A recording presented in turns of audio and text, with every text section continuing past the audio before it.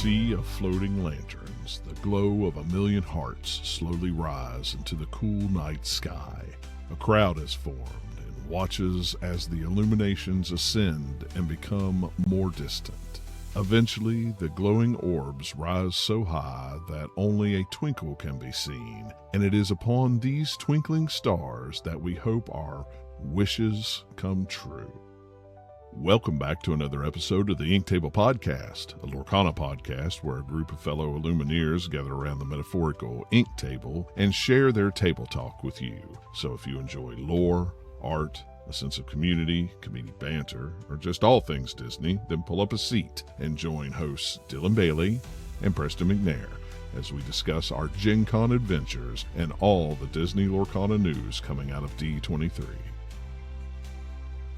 And boy, let me tell you, there are a ton of news coming out of D23. D23 is currently ongoing right now. We just had a really, really long night. I was up until like 2 a.m. working on these show notes here and gathering notes.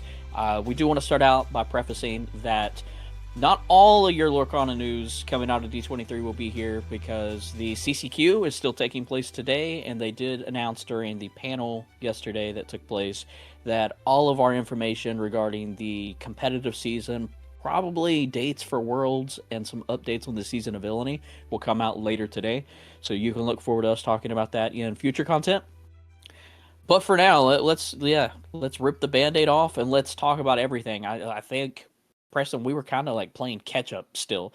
We were still recovering from Gen Con, and now we're just slung into this entire waterfall of news that we're getting now. I just learned about a few things 5 minutes ago. Like listen, whenever you work in tech, the last thing you want to do is touch technology. And I touched grass yesterday. Literally since we got back from Gen Con, it has been crazy. And honestly, like I couldn't even tell you we got this collection quest thing coming up. I don't even know when that is. So like I'm catching up too. So not only is this going to be a little podcast for John, but this is going to be me learning a lot of things as well. I vaguely know what's going on, but yeah, things are pretty wild because D23 is underway. But before we get there, we have to talk about how we survived the tornado of Gen Con 2023, a wee little baby tornado. What was it, 70 mph or something like that? I forget the specifics. Yeah, so we survived Gen Con. We don't have the banner to have it yet. I don't know. I've seen t-shirts and stuff like that.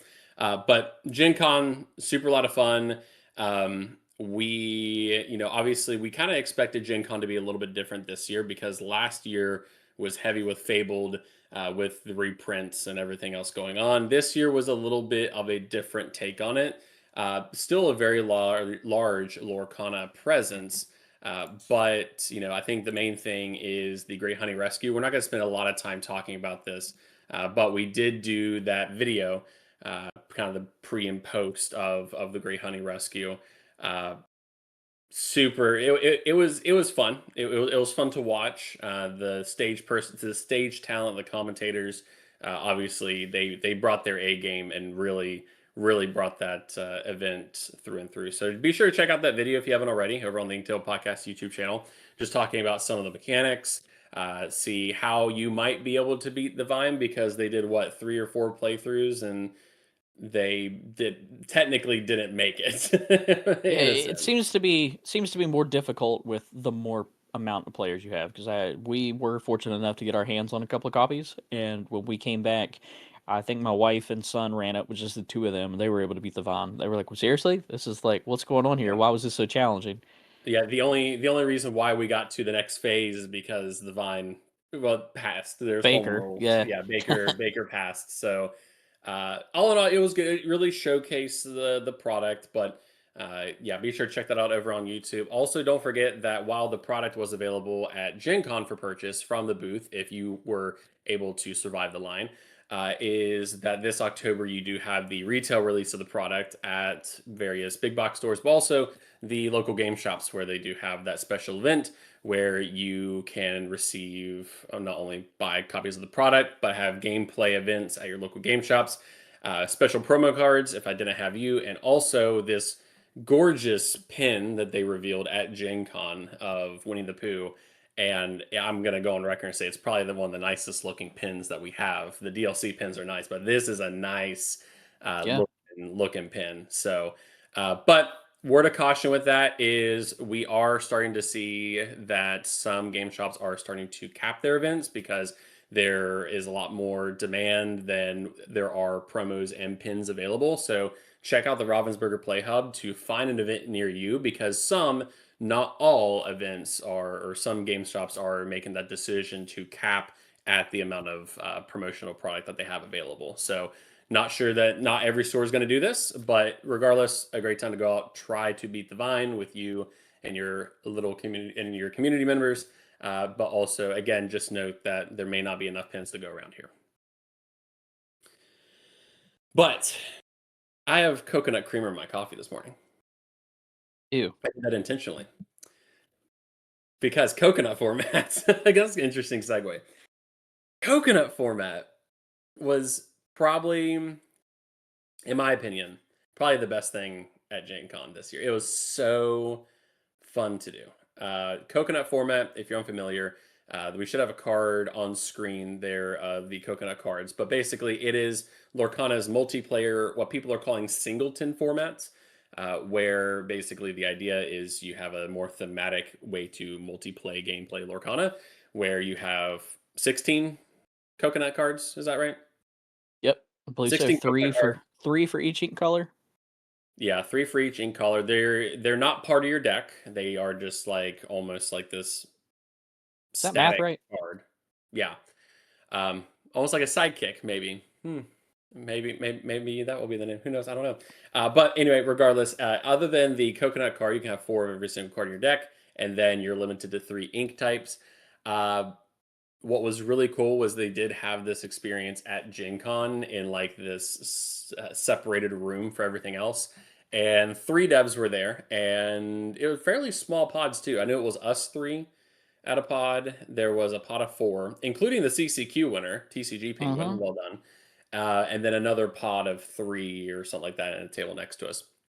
But what was really neat was that they actually had pre-constructed decks made for us for all the coconuts. And then you could also bring your own, which is what Dylan did, but they gave you the coconut card, right? Yeah. For Yeah. whatever coconut you use, you still got to and receive your coconut card to keep. And I have to say, it has been a long time since I felt that way with Lorcana. Just this giddiness of just the 3 of us sitting down playing this game, just doing wacky nonsense.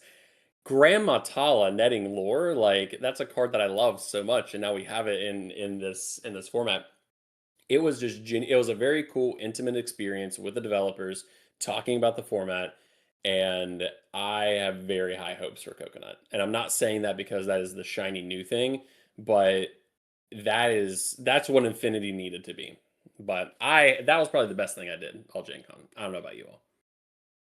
Yeah, so I made a hypothetical top 10 list the other day without consulting you guys of the top 10 things that we did while we were at Gen Con. Coconut was number 1. Simply because those interactions you're talking about, not only was it great being there in such a small location right next to the devs and stuff, but how relaxed and the amount of fun that we had together, the 3 of us, at a physical table. It was so much fun. But I'm with you. Coconut is great, and I want Coconut to succeed. But it's not going to replace Infinity. No. We can talk about Infinity. Format. We can talk about Infinity all we want about how we like this better than Infinity. But they have came out and they have stated multiple times since we've demoed this game that Infinity is part of that competitive nature, whatever. Coconut format is a social format and will not be added to competitive scenes. Now, when you go to DLCs, may they have side events where you can play in the Coconut format? Possibly. Sure, that'd be really fun, wouldn't it? But this is not a format that you're going to be competing in at a competitive level to earn golden Mickeys or your shots to worlds and stuff like that.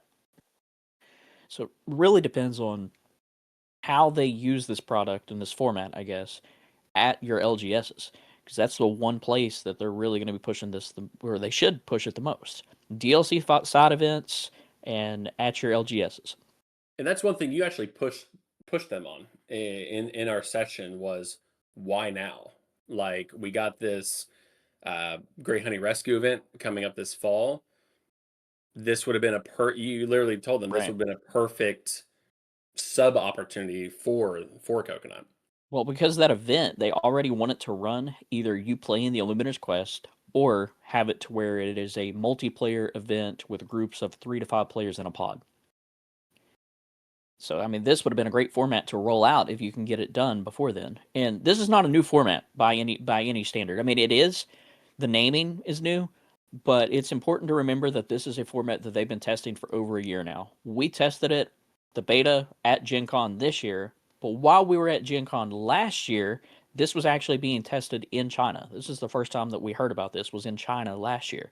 And behind the scenes, while you were running around at DLC Indy, some people were getting to test it there. So they're really trying to push this out and roll it out, and they're taking feedback for some of these coconuts. I played with Robin They're Hood, right? changing coconuts. Robin Hood's already been changed. The coconut card that I received has already been eroded, essentially. It has different text and abilities and everything on it compared to what they now have. I think It's different. I think a big thing too is like, and we'll talk about this towards the end of the show too, because we're about to talk about D23. We're getting ready to talk about we'll talk about what I hope will come before a lot of this stuff lands. But I do think that Coconut's going to help a lot of local game shops in two ways. One is I think this will help the local game shops that have historically smaller populations, where maybe you have 3 or 7 just odd numbers of players. It gives you the ability to, like, let's say if you only have 3 people show up to a league night, for example, if people can just be prepared with a coconut deck, you can still fire off Lorcana rather than 2 people playing and then somebody kind of like being rotated in and out to play with somebody else. So I think I want to see this. I want to see this succeed, and I want to see this succeed because this helps solve a lot of what we are hearing from the community is that leagues are dying, Lorcana's dying in game shops, smaller turnouts. Like this will not only bring people back to those local game shops, but it helps solve that problem of smaller groups are able to fire. But also, it provided, and it goes back to that giddiness, is it was just fun to have interactions that we just seemed like we couldn't get in a standard Infinity format. And I think from a gameplay rules perspective, having 3 inks can almost seem a little bit more creative and innovative than having access to the entire card pool of just 2 ink types. Good example of this is the Grand Motala I talked about, where every time you ink a card, you net a lore. Back in whenever she was set legal, the only way you could really pop off was singing Friends Like Me, which is each player puts the top 5 cards of their deck into their inkwell. That was the only way you could burst. But now with Moana, for example, again, all the coconuts are thematic. Grand Motala was setting there. You got an ink per turn. If you had some other ability, like Sail, Cinderella, etc., that was another lore. But then if you had the Moana coconut in play, you can ink a second time for your turn. So Grand Motala is starting to net potentially 3-4 lore in one turn, as to where you had to do something very destructive to you, not only your game plan, but your opponent's game plan, which was giving them more ink and more resources. So I remember fanning through that deck, and I did not see Grand Motala. And I think even you all got excited too, because I played that Grand Motala, and y'all were like, oh, it's that card. Like we haven't seen in a hot minute. So it provides more unique, fun interactions that we haven't seen in Lorcana, or at least we haven't seen in a while. And also, it's gonna help the off weeks where game shops maybe just, the holidays get busy, maybe not a lot of people show up. Have coconuts ready to go. Have coconuts to go at your league night. The issue, and the only issue that I see right now that some people are talking about, and everything we're saying is great. This is what we want. But it comes down to barrier of entry, because this is a whole new format where you have to have the coconut cards, and yes, they're on the app. But if you're a small game shop and you're not, I mean, our audience, the people that are listening to us, they're in this. we're in this deep. We have the information. But if you're a small local store or whatever with a small community where you're trying to build up something through Lorcana and you don't have access to all of this information, then a singleton format or a poplar format is much harder to construct. And having access to these cards is harder to construct, especially in a multiplayer format like this, because this harkens back all the way to cards from the first chapter, which is something that I brought up to the devs, which it's like that why now thing, because you have cards from the very first chapter all the way through Disney Lorcana that were intentionally designed with abilities that play specifically into multiplayer games. So now you have to have access to some of those cards. I mean, you don't have to, but you would like to. And then people have to know how the format itself works. So not only access to the cards, access to the app or the knowledge of using the app for this format. And you don't necessarily have a deck that you can just pick up and play with. You still have to construct the deck. I mean, this goes back to them eliminating the skew for the single player decks, right? And now having the two-player decks or starter decks. It's becoming harder and harder in some ways to just pick up and play Lorcana. But you know for a dang fact that they're going to do coconut product to some degree. Do we? We don't know, but it would only make sense. We hope, yeah. Because that's inevitable, because at that point you're relying on printing out coconuts and sleeving them up. So I think that is going to be the inevitable next step, is depending on if they have the data, could we have a whole other product line for coconut I'd love to see pre-con it. deck. My dream for this is, let's say you have that two-player starter deck stuff now. Have that same, just have that as a SKU by itself, but a separate version for the multiplayer, more social, where you have a coconut deck and a coconut deck where it's themed, right? And you have two different glimmers that are the sole focus of that product. And then these coconut cards, this is one thing we haven't talked about. These are just stickers overlaid over top of another card. Curious to see what cards underneath it. It would be so cool if it was like coconut basket. Like that makes so much sense. I need someone out there. I'm too scared to do it, right? But either way, give us alternative art. These cards, you can keep them. Just give us a alternative art of these coconut cards. Slap them into the two-player coconut starter set and give us pre-constructed decks. That way people can just pick up and play. And you can have like 3 of those or whatever you need. That way it just starts people out and they have choices to choose from as to which coconut they want. That way you cover at least one for each ink color. And then that's a SKU that you can put out, or a product that you can put out each set as you add new coconuts. I'm excited to see where it goes.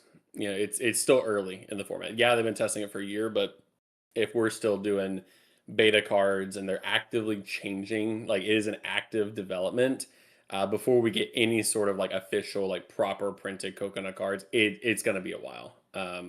Because there are people who are I'm sure they're printing the cards right now. Well, that can't be the case, because they are like you said, they are literally eroding the cards yesterday. They nerfed Stitch into oblivion, apparently. But one thing that was really cool is, I got to play with Moana, but John got to play this spectacular singer. Yeah, I did. That made me so happy. That was what was funny was I started. They gave me Robin Hood first, so it was, and we played through that, and we played our game so quick that we were like, "Can we play another game?" And they're like, "Sure. Do you want another deck?" And I'm like, "Well, what other deck you got?" Because I hadn't looked at any of the before Gen Con. I did not look at any of the coconut cards, so I had no idea who, what, where, or anything. And they were like, "Well, we got an aerial deck." I went, "I'll take that." And I don't, please. I don't have the card near me. It's over in the other room with all the other stuff. But she was something like every time a song you sing a song, you could Every time a princess princess, princess yeah, sings every a time, song. yeah. Yeah, that's what it was. So you could gain a lore. Yeah, it was fun. It felt good to play with some of those old cards again, though. That was the big thing, was playing with some of those old cards that you miss. Because I mean, it had everything in it. It had grab your swords. What was the other ink color? It was amber, Sapphire. steel, Sapphire? Yeah, sapphire. because I had a little bit of ramp in there too, which was kind of weird. Some Let It Go. Yeah, and some Let It Go Oh yeah. and stuff like that. So yeah, I mean, it was. I wished I'd had the deck list. I wish the deck list was somewhere. I tried to remember everything, but So, and again, it's been chaotic the past 2 weeks between sick and still being it and then just work. So one thing I did after Gen Con was I went to the Lorcana coconut chat and I was like, hey y'all, had a blast at Gen Con. I know that these decks are not the end all be all, but can you consider releasing the deck lists? And I think Kyle went in there and was like, hey, we'll consider it, but we just want to make it clear that this is not the end all be all right. of the deck. That's one thing I did do. I should have fanned it out and took a picture, not because that's what they think is going to be the best coconut deck for that coconut, but Right. just as a baseline, just edit and modify things. So. Yeah. Notably, I thought it was really interesting. I built a deck, and Robin Hood was who I used. John used a pre-constructed deck and used Robin Hood. Those They're two very decks similar. were They were completely different. They were Oh, very really? different. They were Okay. completely I different. know there's way some different. overlap, but And then the new ability for the Robin Hood, since they've errated him, actually plays more like what John was using in the precon or the pre-constructed deck or whatever. Okay. Yeah. So I liked yours better. As we played them out together, I was like, I like yours a lot better. So Yeah. I But it's think they're funny on it. They know how what they're doing. yeah, it's funny how though it was same character but two wildly different two different ideas decks. of a Yeah, deck. two different ideas on how to go about it. Yeah, it was fun. I enjoyed It was just fun. It was just fun. It was They had to just kick us simple, out. I fundamental mean, fun. we started to play a third game. No, It was like they were generous. They let us literally stay. it was like They They did. let us stay over. Yeah, they They let let us us stay over by like 12, 15 minutes. Yeah, and then they finally went, okay, you guys are going to have to go. Yeah, I know. 8 o'clock at that It's- It was just fundamental Lorcana. That's the last thing I'll say. It was just fundamental Lorcana. And that is the type of feelings and emotion that I miss in the game sometimes, is just that silliness. And it was a blast. Yeah, it really was. It was great.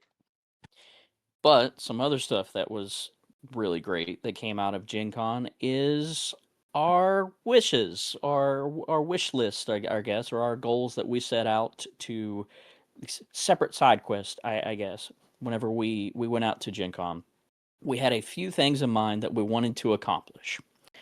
And some of those outside of grabbing the Illuminator's Quest early, which we've already talked about, we all three were able to acquire a copy of the Illuminator's Quest. And we were actually able, my wife grabbed one too. This is kind of important. So we have one extra copy of Illuminator's Quest. And I don't think we have the photo in here, actually, now that I think about it. But locally, we have a convention coming out. And I know not all of our audience will be able to attend that.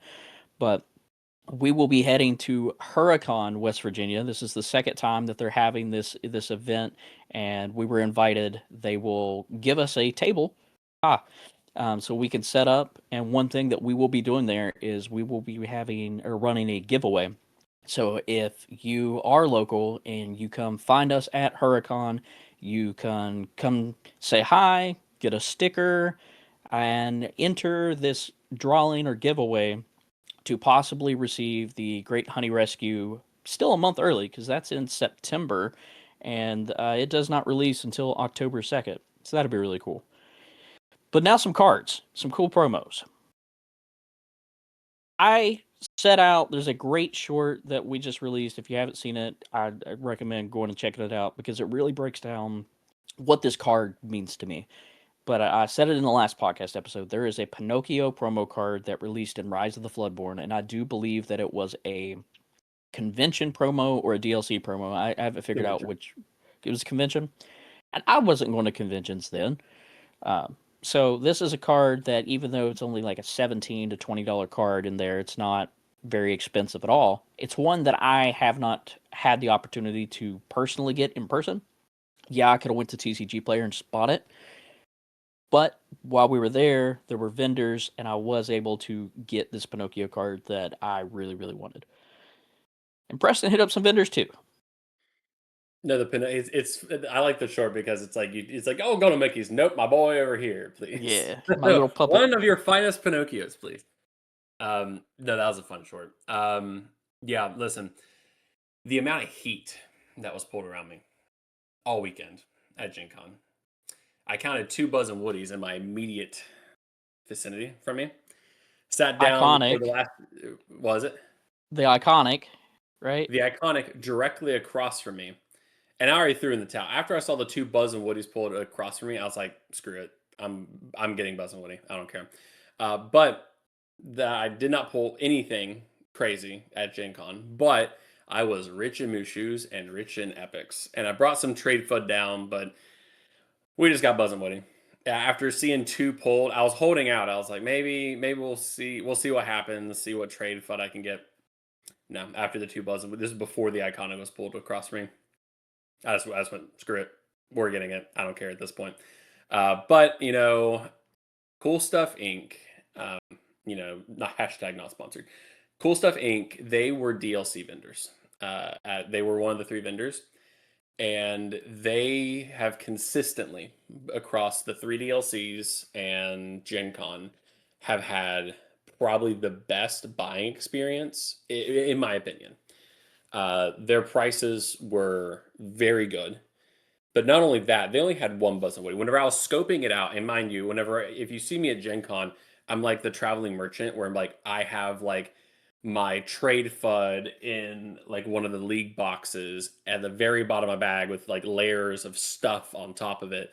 And I was scoping out for the best price Buzz and Woody, and Cool Stuff Inc. had it. And they were like, I was talking to them. I was like, cool. I was like, I want it. I'll be back. They're like, hold on, let me pull this out of the case and put your name on a sticky note on it. And I'm like, that told me everything I needed to know about them. So not only did they pull the Buzz and Woody out of their case, the only one they had, put my name on it, allowed me to go, organize my trade FUD, come back. They were also doing an extra 30% if you traded in towards that. So if you did $100, you got an extra $30, which is fantastic. So yeah, they were really cool vendors.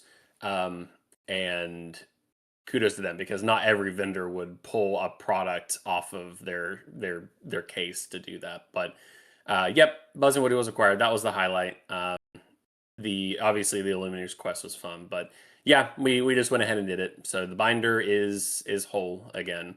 We'll see what collector boosters have to say, but that's nor here nor there. But it's super fun. I've taken Dylan's advice and have reorganized. So where the You Got a Friend in Me is now the Buzz and Woody Enchanted. I'm excited to see it. Yeah, no, I don't travel with my binder because I don't blame you. I don't try. If I do, it's like I keep very, very close tabs on it. I have been since in the DLC. I've been working on a short. I just haven't had time to get it.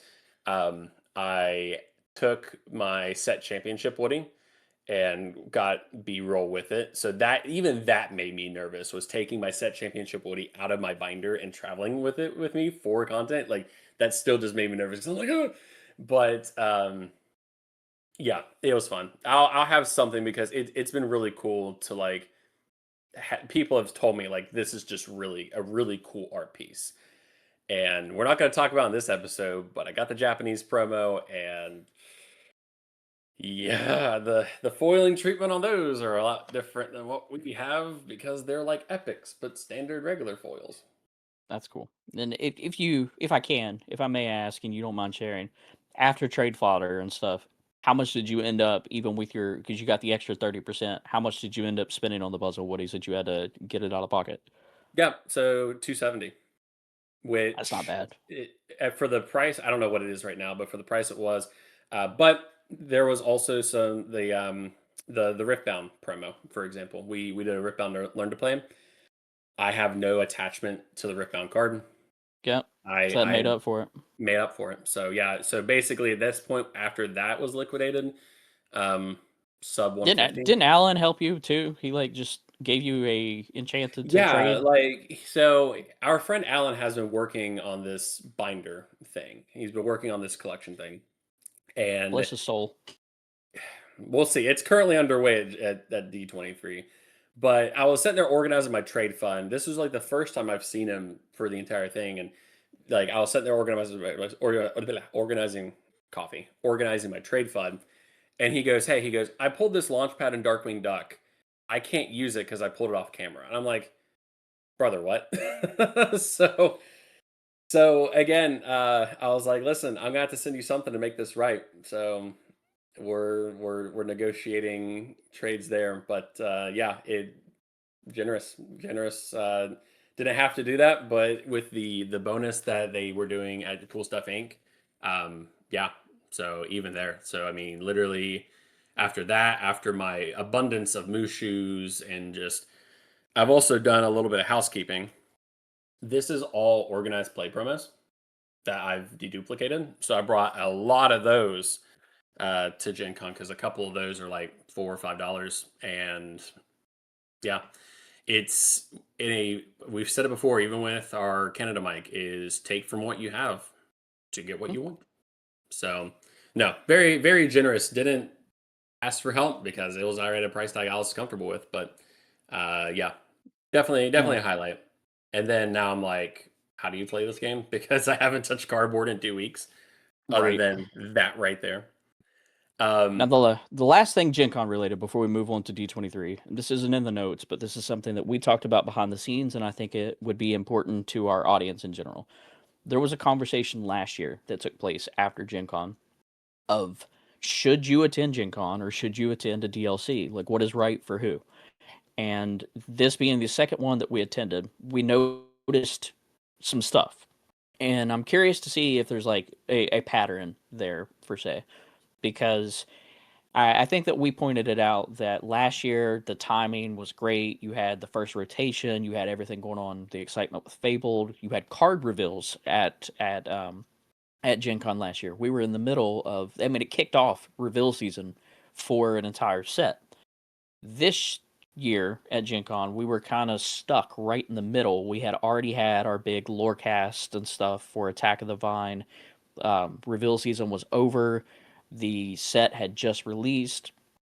The timing was strange, and there was a big focus on the Great Honey Rescue, which was fantastic. We still got cool stuff like the coconut format, but creator wise, there was not as many people there.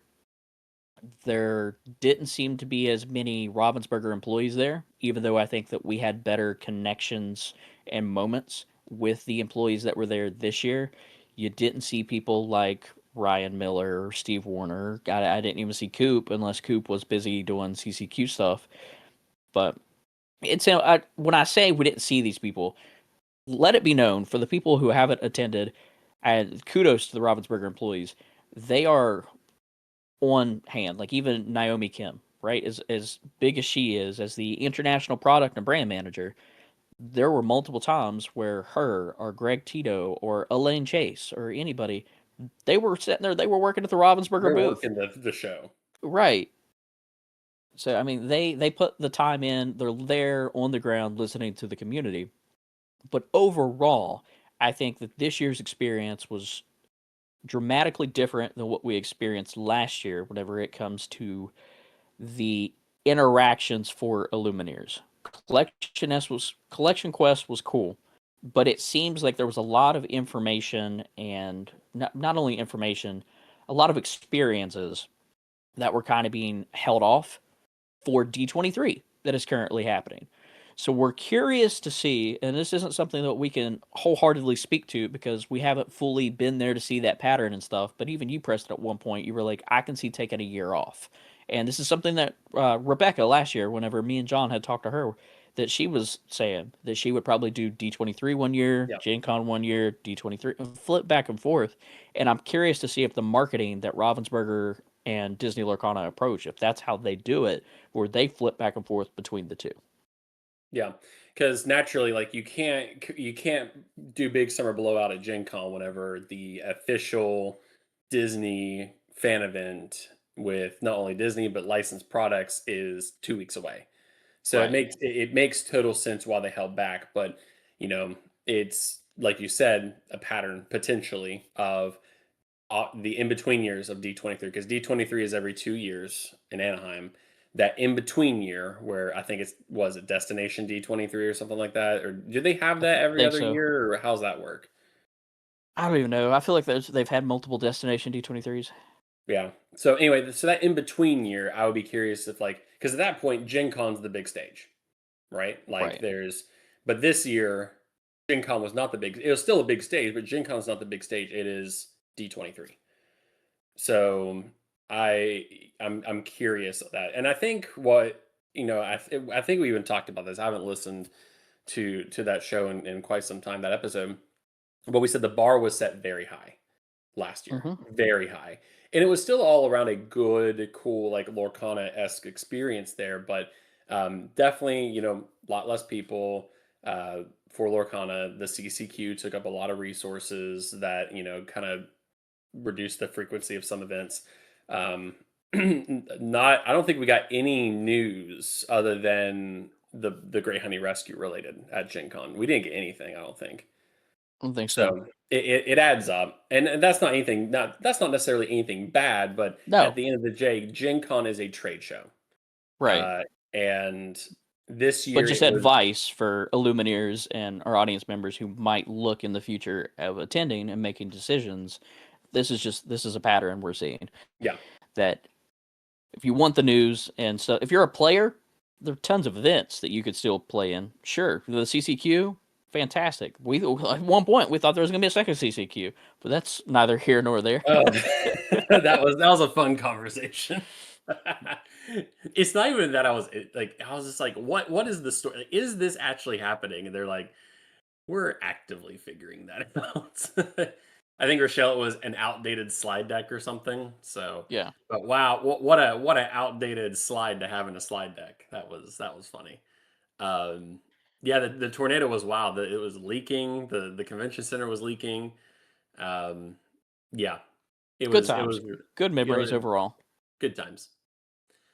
Good Shout out to times. all those But people in Indianapolis right now because they're about, what was it, under one of the rivers up in Noblesville where we stayed at 2 years ago, crests at 24 feet today. So they are yeah, underwater in some places up there. So Oh boy, yeah.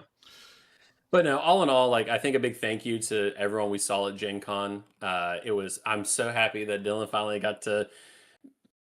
and John got to see people too. Like I've seen these people at DLCs and it's like, hey, like there's people over there. But also like what was really interesting was the Hyperia, and we're going to talk about Hyperia City, but the amount of people, there's a couple people who came up to us and was like, I recognize your face. It was because our Hyperia City video was blowing up at the time Gen Con was going on. So that was really, really cool. And what's funny is that one viewer, we ended up like playing each other like multiple times throughout the entire weekend. Nerd Nonsense, I know Nerd Nonsense on the last day was there as well. So yeah, super fun. It was cool. It was cool. But D23. D23, D23. the big The elephant. big It's thing. currently going on right now. Currently. So it is currently underway. There's a very high probability that there's going to be brand new stuff by the time this episode goes live. Yep, Just look absolutely. out for new stuff. Just We might preface have that. Kingdom Hearts and Lorcana.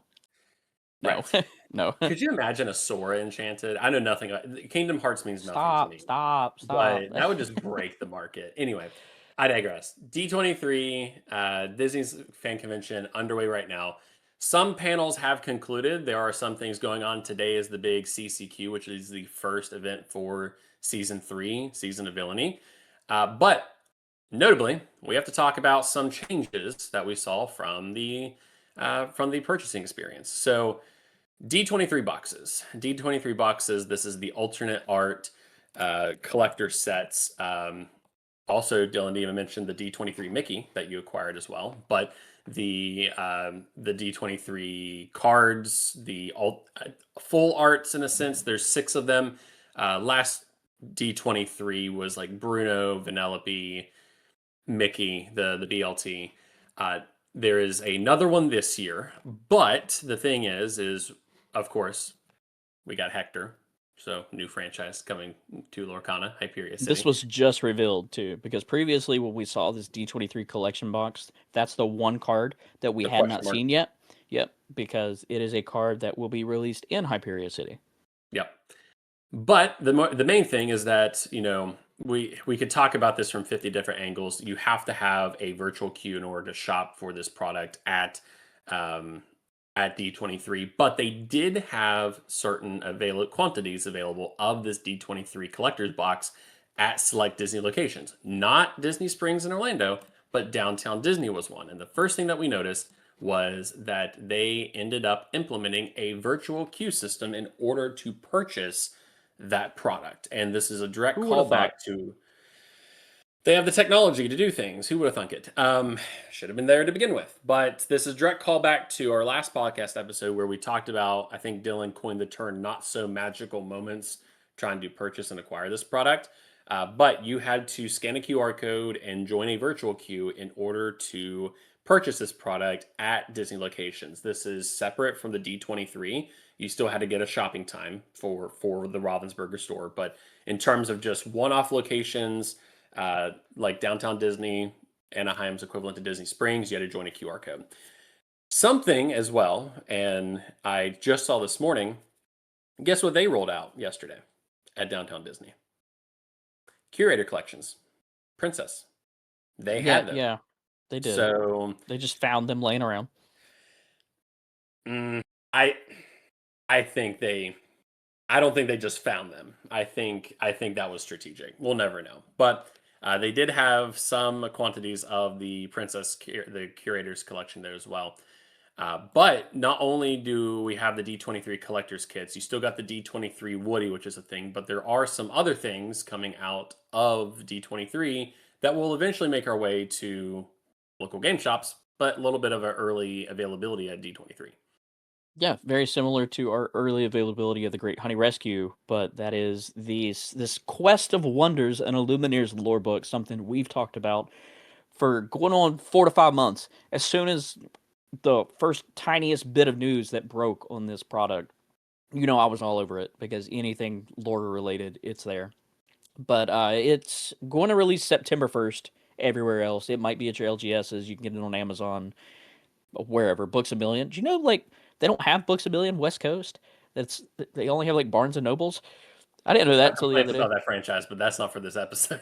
Right, same. But so weird. But yeah, anywhere that you get your books from your bookstores and stuff, or your LGS if they carry it, first and foremost, I would try to grab it from there. But this is a brand new product. We've shown off before, but we've gotten a little bit of information since then. Something that we've all been excited and waiting for is this new narrative promo. We knew that this narrative promo rarity existed, but we have not received one until this point. So finally, we have our first narrative promo, and it is Pegasus searching high and low. This is a card that we received in Wilds Unknown, and we knew that I don't know if we have the image, I don't think so for this one, but there are 2 cards. You have the Ruby Pegasus and the Emerald Peter Pan, and they're connecting art. They are connecting art, and you also see those 2 glimmers on the cover of this book. But they are the glimmers of this new Illumineer, who this is his lore book. And it turns out his name is Ryan. Rayyan. You can actually see that in the flavor text of this narrative promo that says this Pegasus can carry almost anything on his back and even a terrified archivist. So we finally see a name for this Illumineer who we've been waiting for a very long time. We know that he is a Ruby Emerald Illumineer, and I'm curious to see how he plays out and what his story is here. And when this product does release, if you didn't already acquire it at D23 or are paying $250 plus on eBay to get one, it'd be nice, but that's crazy. You will be able to read this book. It plays out like journal entries wrote by Ryan himself. Somehow, Shanzay finds this book. So we're still trying to determine if this is just a book lying around and this is a Illuminaire of now, or, which we've said it multiple times, is this an Illuminaire of the past? And we are now reading through the journal of an Illuminaire of the past. Very Tom Riddle-esque, so to say. But then you as the reader will be taking place as Shanzay reading through this book and learning all about Ryan's story and his journeys through his lore book. Can't wait for this to actually release in September 1st. I'm trying to get my hands on it early, but we'll see. We'll see. Check your local game shops because they'll be available through the distributors. There's a running joke. I hang out in Mo Shamlin's Discord, and whenever this alt art was revealed, because Mo Shamlin's big Pegasus fan, and he was like, "Is that me on the card?" And I was like, I can see the resemblance of Mo Shamlin, the wavy hair, but notably the flavor text is obviously different than what we saw on the standard card in Wilds Unknown. So it is specifically different flavor text, which I thought was really cool. But may not be the first and only time we see this promo rarity. But No, I'm sure we'll see it in the future too. But then what else did we have at D23? Real quick. Oh, you would find this a little funny or interesting, and our audience probably won't know the significance of it. But they had Collection Quest for like $17.97 that you can like purchase and participate in Collection Quest. The promo that they were giving out, the Sully promo. okay, yeah. So this, I don't know why he's on my desk, but him kind of do beauty influencer mode. No, I can't. No. Maybe a little bit. No, what's interesting decision. I'm not gonna go into that, but let's just say I'm glad we did not buy the mystery bag at Gen Con. Sorry, John. I don't care. I was happy with what I got. Right. Okay, we can't tease our folks like that. So basically, the running joke with the Sully is that there was a lot of questions around how you could obtain Sully, the convention promo for this set. Sully was part of this $130 mystery bag, and for some people, like John, example, great value proposition. You don't have to. You can get the promo, but there's a lot of questions around: is that the only way that you could obtain that promo? Well, we didn't know what promo was going to be the runner-up promo, the going 2-1 in Lorcana events at Gen Con. And come to find out, it was Sully.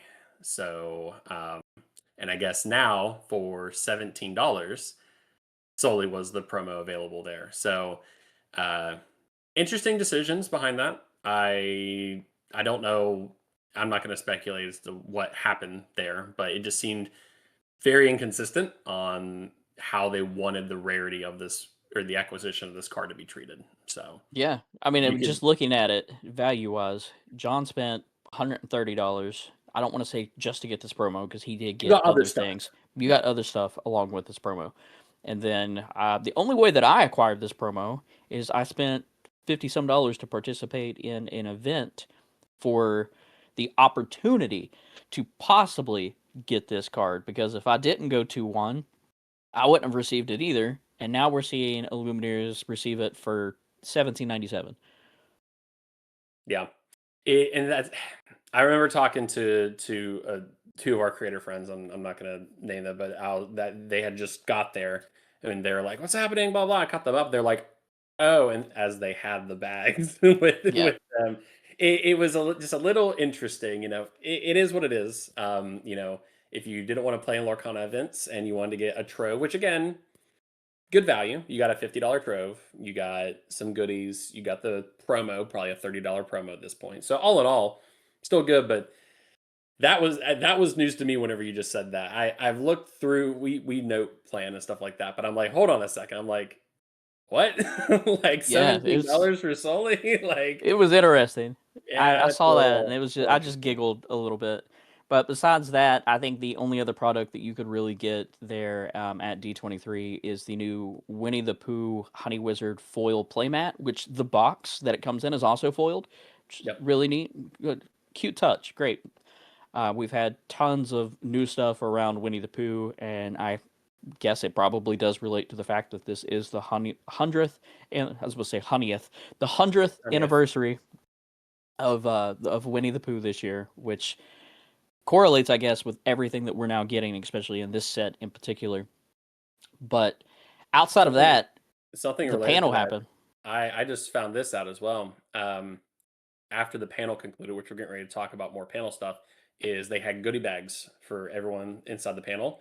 Contained a BLT pin, contained a pack, and contained the D23 Woody promo. Nice. So That's cool. D23 Woody available with purchase, I think, at the Ravensburger store. So that was new. So But they did have that panel, and during that panel, and I know we've went kind of long so far, but this is where a lot of our information is coming from for these new upcoming sets. Um, we're going to try to push through this stuff fairly quickly, but still try to cover everything. The important thing from the beginning here is to note that there were three major people on stage for this panel. The ladies in power last night, the lady in their chairs, just like Lady Tremaine, they killed it. You had Elaine Chase, who is the head of category TCG. You had Jenna, who, bless her heart, is the senior the narratives senior narrative manager, whatever, getting names wrong. And then Naomi Kim, who we've talked about before, who's the international product and brand manager, who previously worked at Disney. So this entire showcase and everything, not only was it pushing future sets, but this is a lot of product talk, because the people that were there in their backgrounds that they've had, and D23 as a showcase in general, is here are the products that we're about to give you. it's a showcase. It's a marketing reel, basically. They did withhold and save information whenever it came to the competitive season for later today during the CCQ, during that live stream over on their Twitch and stuff, which is why we didn't receive it then, because not everybody in that room was there for competitive. They were just there for Disney Lorcana, the experiences. What is it you're going to be bringing us to participate in? But starting off, they did start with our next set, Hyperia City, which I believe releases on October 16th. Really cool note. Stand by. It's October 16th or 17th. I always forget. Love that they're doing Cloudflare now. Pre-release October 16th, October 23rd retail. Right. But one interesting note that came out of this, and Jenna pointed this out, is this name Hyperia. It actually originates from Hyperion and Hyperion Studio, which is the original name for the studio that the Disney brothers moved into in 1926 that they eventually named Walt Disney Studio before they moved over to their Burbank location. And it's just interesting note that there are both Hyperion theaters in both Disneyland and Disney World. I believe the one in Disney World in particular is where they now have the Frozen sing-along at, but it is called the Hyperion Theater. But talking back to something that me and John's brought up, and I think it's very reminiscent to this name and why it all relates back to Hyperion Studio, is this all the art style for Hyperia City has a 1920s Great Gatsby vibe to it, with the gilded gold that's everywhere. And outside, let's take the flappers out, but just the way that people were living during that time. There's such a focus on all of the arts, on music, on turn of the century technology, the Edison, whatever, just all of it. Automobiles, Henry Ford coming out with all of that, and now you got people running around on ink runners just like they would be speeding through the streets in their automobiles and stuff. And I think you see that. You're going to see it throughout not only the art for the set, but the glimmers and the outfits they're wearing, the things that people in the glimmers are participating in. It all goes back to that 1920s feel. It's very interesting. I want us to talk about the cards, but I want us to circle back to that thought process at the end of Hyperia City. Because something that I noticed, and something that a couple people noticed who haven't played the game in a while noticed, but we'll come back to that once we talk about these fun locations.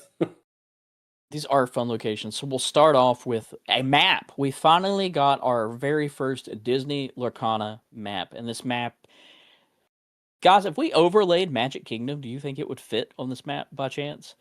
Because the way that it's laid out, it almost looks just like Magic Kingdom per se. I mean, just that OG Disney walk straight in. You got your big castle at the city center, and then you have your spokes that branch out into your different locations and areas. It feels familiar. It's so strange how familiar all of this feels, and I think it has a lot to do with that. This is the very first map that we are receiving for anything within Disney Lorcana, and I hope we get more in the future. We see that this entire city of Hyperia City is split into different neighborhoods, in the different neighborhoods that they have there.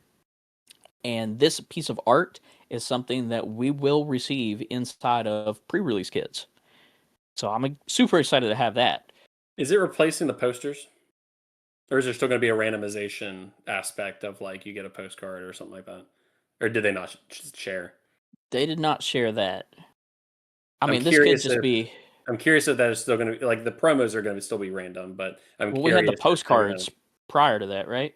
Postcards, then the postcards, posters. posters. I'm curious if they're nixing that and they're going to make the extra thing consistent, or if this is going to be in addition to whatever extra goodie you get I'd outside of hope that it's just an in addition to. It'd be really cool.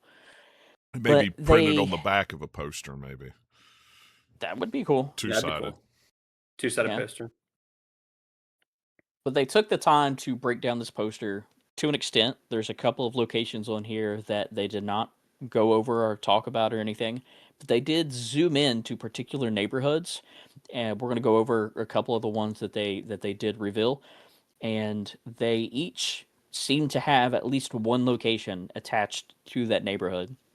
The first location being the Marigold District. Marigolds being the flowers, the flower petals that you see all throughout Disney's and Pixar's Coco whenever they go over to the world of, or the realm of the dead or whatever. So, first you have this new location, Land of the Dead, Marigold Bridge. This is a 4-cost inkable ruby card. It's a 1/8, or it costs 1 to move a character there, has 8 willpower, gives you 1 lore consistently. And this ability, Honored Offerings, while you have 10 or more cards in your discard, this location gets +2 lore. Very interesting mechanic. We played into some discard shenanigans in Wilds Unknown, where you were intentionally trying to discard stuff or extra cards. That seems like a lot. Having 10 cards in your discard. Well, if we think about it, Ruby's identity crisis, where they went from challenging to suddenly caring about Singing. and we'll see that again.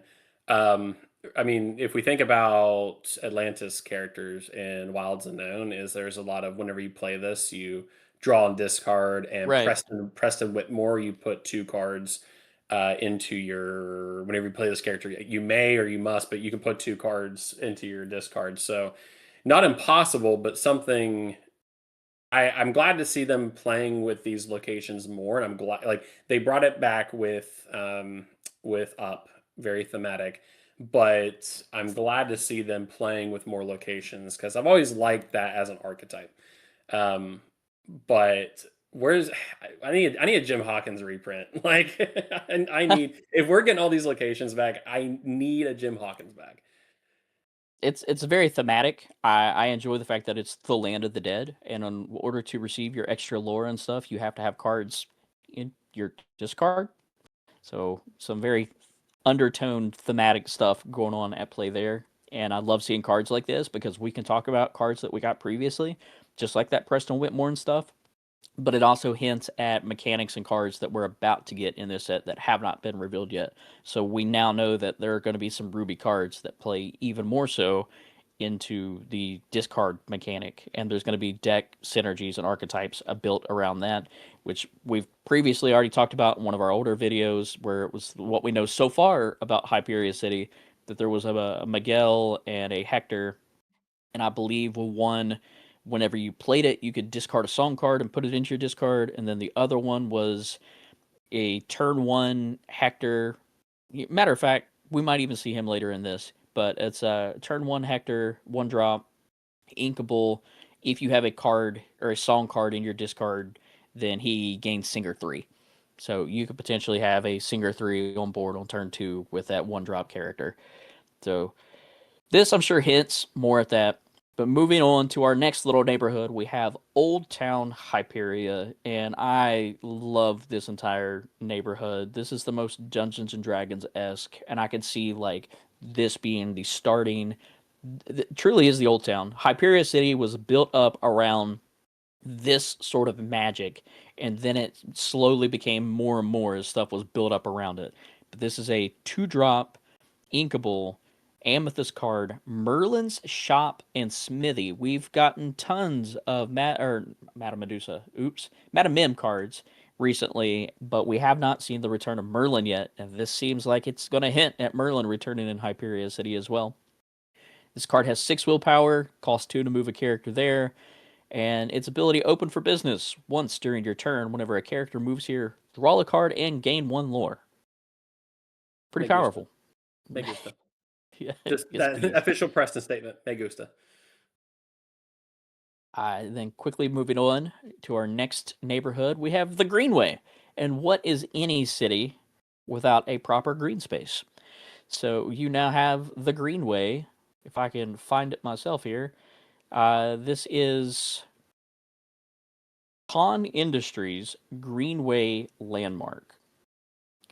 So Con being Shere Khan from the Jungle Book, and it is the Greenway because they've now built this entire green space park area within the city of Hyperia City, and what is more green than a jungle, per se, or the Jungle Book? So that is kind of why Khan is there, and I believe that we've seen hints at Shere Khan being like this CEO archetype or mayor, sort of, in some of the cards that we've seen so far. It hasn't been officially revealed, I don't think, but there might be a legendary Shere Khan who kind of like is the leader or the CEO of this new Khan Industries, per se. John, what is the... I know it's Shere Khan, but what is the other thing that I'm thinking of where they're just like, Khan? You're thinking of Star Trek. Is it? Yes, you're thinking of Star Trek. You're thinking of William Shatner sitting there talking to Khan on his Khan, and then at the end of it, he just goes, Khan! Yeah, you're thinking of Star Trek. Okay. For whatever reason, I was thinking something else, I think. Like Tony Khan from AEW, that Khan family. What is it? Is it... Oh, gosh. Time? They're actually like rivals to Disney, per se. They have an entire studio that they're in charge of down in Atlanta. I don't know what I'm talking about. I forget. I can't keep it all straight in my brain anymore. I don't even know his dad's name. I just know Tony Khan. Either way, Khan Industries, 5 cost, inkable, big still location, costs 2 to move a character there. You gain 2 lore at the start of your turn for each, at the start of your turn, and then its ability, high security, characters can't be challenged while here. That seems pretty dang good. Couple this with Winter Spell. Right?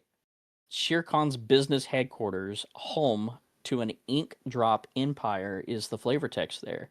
And that is something that we'll talk about a little bit more in depth whenever it comes to Hyperia City, maybe later in this episode, and definitely in the future as we get more information. But ink drops is a new mechanic that will be coming in this set that they did not talk about yesterday. Then our next is the Multidisciplinary Academy for Genius, Imagination, and Creativity. Or Magic. Could they make that text any more smaller on the map than what it needs to be? I feel like it adds up, but I'm like, huh? Yeah, no, that's teeny tiny. Yeah, but it's a giant acronym for magic, essentially. And we have one location from this Magic Institute or whatever, and it is the Institute of Technology.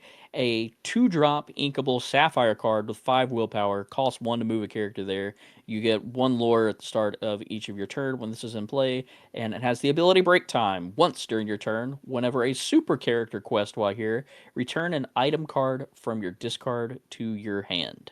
let me ask you this: Go ahead. Why not robots? Why not inventors?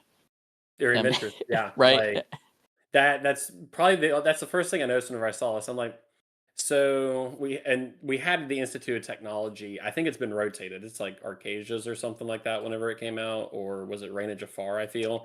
I don't know if we did. You ramble. I'm gonna look something up.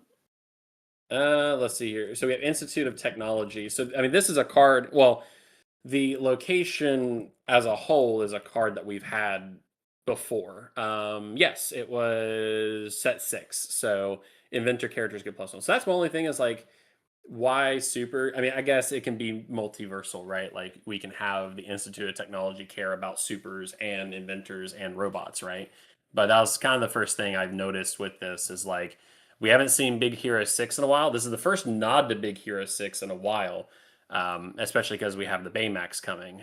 But something I noticed was like supers, not where I would like to see some inventor love back. So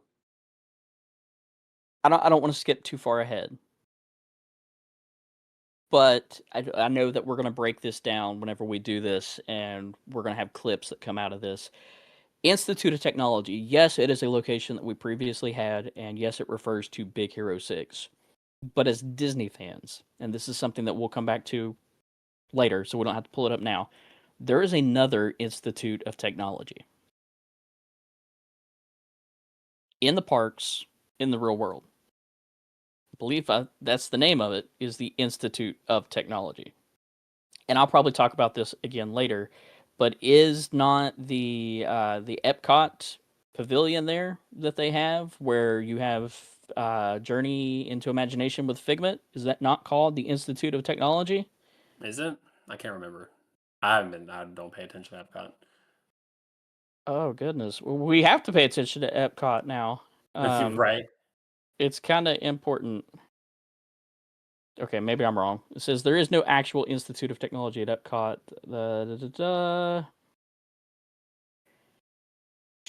Epcot Institute coordinate cooperative research, fictional entries, something. Either way, this location here, the magic, whatever, the multidisciplinary academy for genius, imagination, and creativity. There's a part of me that, I mean, our Disney Parks fans in the comments, they can tell me if I'm right, I'm wrong, whatever, or give me further information. I believe that section is called the Institute of Technology, where you go in, where you see Flubber and you see the people who worked on Honey, I Shrunk the Kids, and you see the inventors there that worked on all these. The inventor who invented Figment to begin with, and the fact that they emphasized imagination. Spoiler alert, we'll pull this up later on and we'll have a different clip. So if you're watching this in clip form, you can go click on that clip. We are getting Figment in Disney Lorcana. He will be a card from this set 14, Hyperia City, and will be in Hyperia City. I think that this Institute of Technology and Imagination is where he will be from. Related but unrelated. No, that's not the Sanctum logo.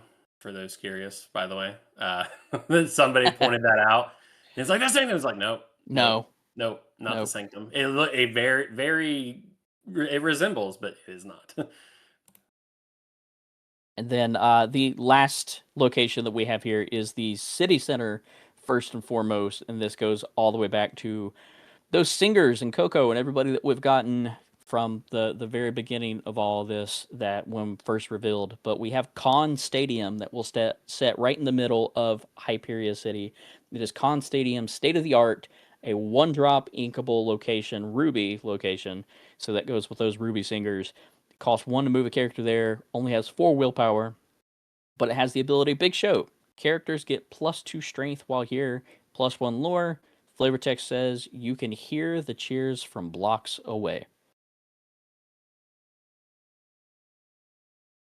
Little card, buffs characters, makes them stronger. But outside of locations, we got 3 different franchises that we want to talk about really quickly.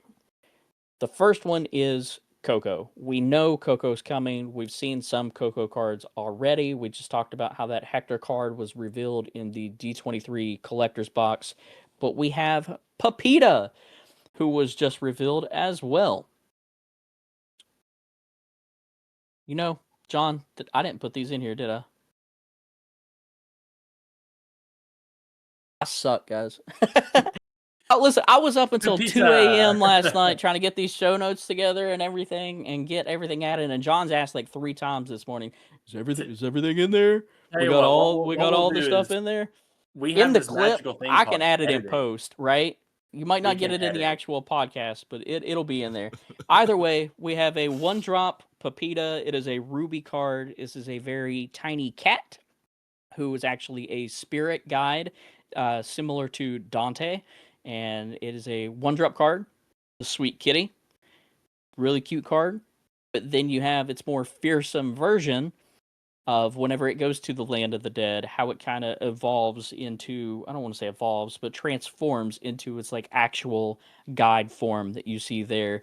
And this is Pepita. I don't know how to say this lady's name. I'll be honest. Imelda's right hand. Big, beautiful card, and it is a shift. And the way that they've continued to play with this shift mechanic is fantastic. Not a Floodborne character, but it's very, very thematic. You start off with your little cat in our world, and then whenever it gets to the land of the dead, it transforms. So you're able to shift. Believe it is a shift 3, 5-cost card. Big, burly card with this winged cat. And it also received an enchanted version. So this is the first look at one of the enchanteds that we will receive in Hyperia City of this card. It's fantastic. It's a beautiful card. Preston, I don't know if you got it pulled up. Any comments or anything that you can make about the foil and the art style in particular? Because I don't think we have a name yet for the enchanted art style from the set. Nope. Not that I've seen, but I've been on the internet for 5 minutes over the past 24 hours. So nope. I don't think they alluded to that. Oh, but we do have one more enchanted, and guess what, guys? I did add this one into the stuff. Haha. So 1 out of 4. That's not bad. This is the Miguel Riveria Street Musician Enchanted. They did not show this during the panel yesterday, but very similar and akin to what we saw at Gen Con at the Ravensburger booth, how they had the outer trimmings of the booth or whatever. They had it marketed with different photos of different cards and stuff. This is a card that they had revealed there that they were showing off on one of the big walls essentially around the booth. And this is our first look at this enchanted 1-drop Miguel Rivera Street Musician. We've talked about this card previously in its standard version, but we have not seen the enchanted version until now. And he has that ability, share the music. But while you have a song card in your discard, this character gets +1 lore and gains Singer 3. So that's the one I was referring to earlier. Cinderella's back, kinda. Kinda. Kinda. You gotta get something, gotta get a song in your discard. But moving on from Coco, which we already knew about, we now have 3 Disney princesses that we can talk about, and the art on these princesses is really important. We only have partial information whenever it comes to these cards. They teased, they only showed us the top half of all of these princess cards and some of the other ones that are coming up that we'll talk about. They only showed us the art. They did not show us the abilities, how much they quest for, the flavor text, any of that. But the first here is Belle, the exceptional writer. So Belle, exceptional writer, and again, all 3 of these princesses, something that is kind of important that we can dissect is that they will all be legendary cards, and we believe this is the case because they all have frame breaks. Belle is a emerald card, 5-cost inkable, 4/5, exceptional writer, and you can see who her artist is, being Grace Tran. Beautiful card. Love Belle's outfit here. I think it's there's something about it that reminds me of Mary Shelley. Mary Shelley's Frankenstein. There's just something about a powerful woman in writing. Maybe it's the green, the emerald green. It just goes back to me and reminds me of Frankenstein a little bit, I guess. But just how powerful and strong women were in the 1920s in general. Mary Shelley might not have been in the 1920s, but that goes back to the theming of this set and how much more that they were taking on. And that's one thing that was important during around that time was women breaking into writing, because for a long time women weren't allowed to write. So then next we have Rapunzel, the Outgoing Artist. This is a 1-drop Amethyst Rapunzel, who is a 0/1. Another legendary card. We have no clue what the ability is here. Looks like she may quest for 1. I don't know. Very cheap. Very cheap card. Makes me think that this is going to be a great shift card. That there's going to be something for her to shift on top of. I know we just got tons of Tangled and Rapunzel cards previously in Emerald Steel, and that synergy they had going on there with this card. So I'm curious to see what Rapunzel does in Amethyst, because I don't think we have an Amethyst Rapunzel that I No, can that was think of. going to be something I was going to mention a little bit, but something else too is huge missed opportunity, and they're probably not going to do it, but we need a cruise promo because Rapunzel is on the stern of the Wish painting. There you go. And that was the See, that's first thing I really, noticed. I really was like, cool. oh, like it's fun to see them in untraditional ink colors that we would see them in. Guys, we got confirmation or a trailer yesterday for live action Tangled too. So, I mean, that happened late last night. So that's really neat. And then the last princess that we'll talk about, one of my favorites here, is the 4-cost inkable ruby Mulan Martial Arts Master. She's a 2/3, and again, we believe she'll be a legendary card. Uh, this card, I have a feeling, is going to do some nasty things. She's going to be kicking butt for sure. And Martial Arts Master, she'll definitely play into challenging for sure. She definitely got 2 abilities. Yeah, that's what it looks like. We'll see. I mean, we could sit here and guess all day long, but I'm sure in a month's time that we'll actually start Tomorrow, the Amazon true leak. yeah for real, the true reveal season will start anytime now, and we'll get even more information about all of these cards. But the last franchise that we'll talk about quickly is Mickey and Friends. So Mickey and Friends is something that consistently throughout each set of Lorcana, they focus on having them work together and do different things, if that makes sense, throughout all their cards. Let's think back to the champions, right? You had like the Amber Champion, Emerald Champion, all of that. They were all Mickey and pals or Mickey and Friends. And it seems they're doing something similar in this set where each one of the members of Mickey and his crew are taking on the role of someone who, like, what occupation would they be doing if they were in the city itself within Hyperia City? The first is Donald Duck, who is a hot-headed taxi driver here. This is a 3-cost, uninkable, 4/2 Donald Duck taxi driver, Dreamborn hero. We don't know the ability. I could guess and say that it's probably something to do with Rush. But an angry taxi driver, that just makes sense for Donald. Crazy taxi. Crazy taxi? Surprised John didn't The, pick up on that one. oh, I'm sure he did. He did. The next is Minnie Mouse. This card, Preston, I'm curious to get your thoughts on. This is a super rare Minnie Mouse Urban Visionary, an 8-cost inkable 6/6. That's a hefty cost there. She's probably gonna have support because there's no ability above where the ability lies in that. Again, speculation, but yeah, we'll see. I like maybe location synergy. We kind of Oh, neat. that would make perfect sense actually. And that's more of a Ruby thing too, is locations. Sapphire really hasn't played a whole lot into locations. But I mean, ink identity. Do we really care about ink identities? Like to an extent, yeah. to an But extent. Urban Visionary, that makes perfect sense. Her constructing and building the locations. That'd be really cool. And then lastly, we have Mickey Mouse Best in Town. And oh boy, what a card, right?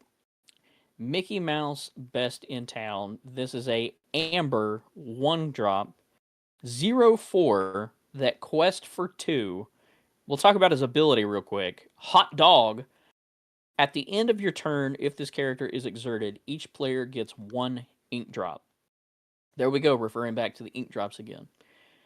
So what is an ink drop? It says each ink drop can be removed to pay 1 ink. It seems like these ink drops are going to be consumables that you will be able to earn and put on your cards, and that you will be able to, at least in this amber version here, I'm curious to see if it's consistent across all ink colors and archetypes, but it seems like you'll be able to use the ink drops to cheat things out, and you can play them. You're making a face. No, I Very have a interesting. revelation. It's like tokens in Magic. Yeah, I think is the revelation. So yeah, or rush abilities in Icor, in Rush of Icor. There's certain cards that, like, once you collect so much of a certain thing, that you can spend that resource in order to use certain abilities. So it's very, very similar to that. But then we have a keyword here, brand new keyword for Disney Lorcana that we have yet to see: adventurous. So this character can't challenge and must quest each turn if able. It's a 0/4. Not sure you would want to challenge with him, but I'm already over here like, man, little 1-drop Mickey. Let's throw him in the little support deck. Let's throw some support over onto Mickey and have him crash into stuff. Or Dell, right? Dell's a big thing here too, because he's a 0/4. If you had Dell in play and you challenged with Mickey, Mickey would be challenging as a 4/4, as a 1-drop. So this adventurous keyword kind of debuffs what we saw with Dell and how impactful that card was. yeah, I don't think support would really. I mean, Dale will probably be the biggest benefactor for this Mickey, for example, because the support drops at the end. So if he can't challenge on your turn, then I mean, unless there's something that if you have X strength and play the character, then this resolves or something like that. Well, But I'm saying in general, like if you would quest a separate character, support over to Mickey Mouse, and then turn this 0/4 into a tank, essentially a 1-drop tank, then he would be able to challenge into stuff as is a sacrificial pawn, so to say. So he that can't challenge. prevents, if he didn't have the keyword. Oh, if he didn't have the keyword, We're, okay. we're saying, yeah, Hypothetical. we're in a hypothetical world of like, what does this tag mean? So like Dell would prevent him from challenging in the first place. Um, the pacifist decks that we're seeing Right. with Lots of Pocahontas. stuff. Yep. Yeah, Pocahontas, John Smith, the Compass, all of the that. Yeah. bodyguard, the 2-drop bodyguards. Play the new Pocahontas that can play a 1 cost for free. Yeah. Yikes.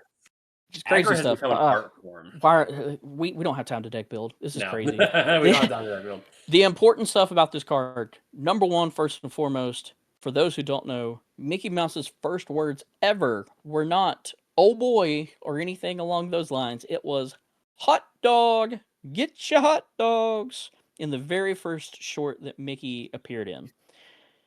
So that's great callback.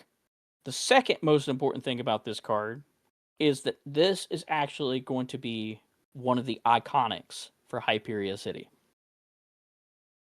Mickey Mouse being the second character, or the first character to receive 2 iconics in Disney Lorcana.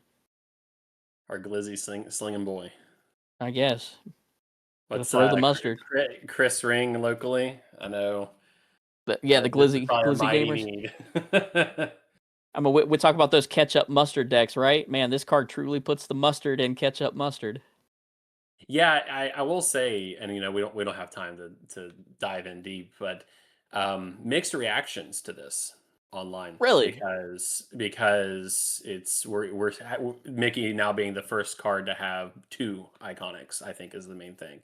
And if we know anything about iconic prices and Mickey Mouse, then we just have to look back to a year ago. So great card. There's a lot of people are like, I will commit felonies for the hot dog slinging boy, and but yeah, a little bit of mixed reaction. More overwhelmingly positive, but there are good observations of like, we are still very early into iconics. We've had what 2, 4, 6, 8, 10 iconics so far, and Mickey's now getting a double. So interesting observation, but fits for the thematics here. I'm curious to see who the second will be, or if we'll get more than two. If it's a princess, It'll be, yeah. we would If assume it's it's a still a princess. princess, If it's we Minnie, definitely. I don't think it's gonna be Minnie though. But I don't either. Not with no, this, but we'll see. It's very, very interesting here, and I'm really curious as to what the foiling is going to look like on this one. I want the hot dog to foil, please. I want the Yeah, mustard to all the foil. mustard. Yeah, give me the So, foil mustard. all in all, like Hyperia City is going to be a very fun set. It's very one of the things that I noticed with initial reactions, and something that not only my wife had pointed out, but a couple people had messaged me about who haven't played the game in a little bit, was um, the way that they handled Hyperia City and just this whimsical funness is what Fabled should have been. And I hate hanging Fabled over their heads, but this that was my wife's first reaction, and that was a couple people's reaction. Was this is like this treatment of whimsical and fun should have been applied to Fabled. Fable did its job. We've said it multiple times. Yeah, It did it its worked. job. It brought people into the game.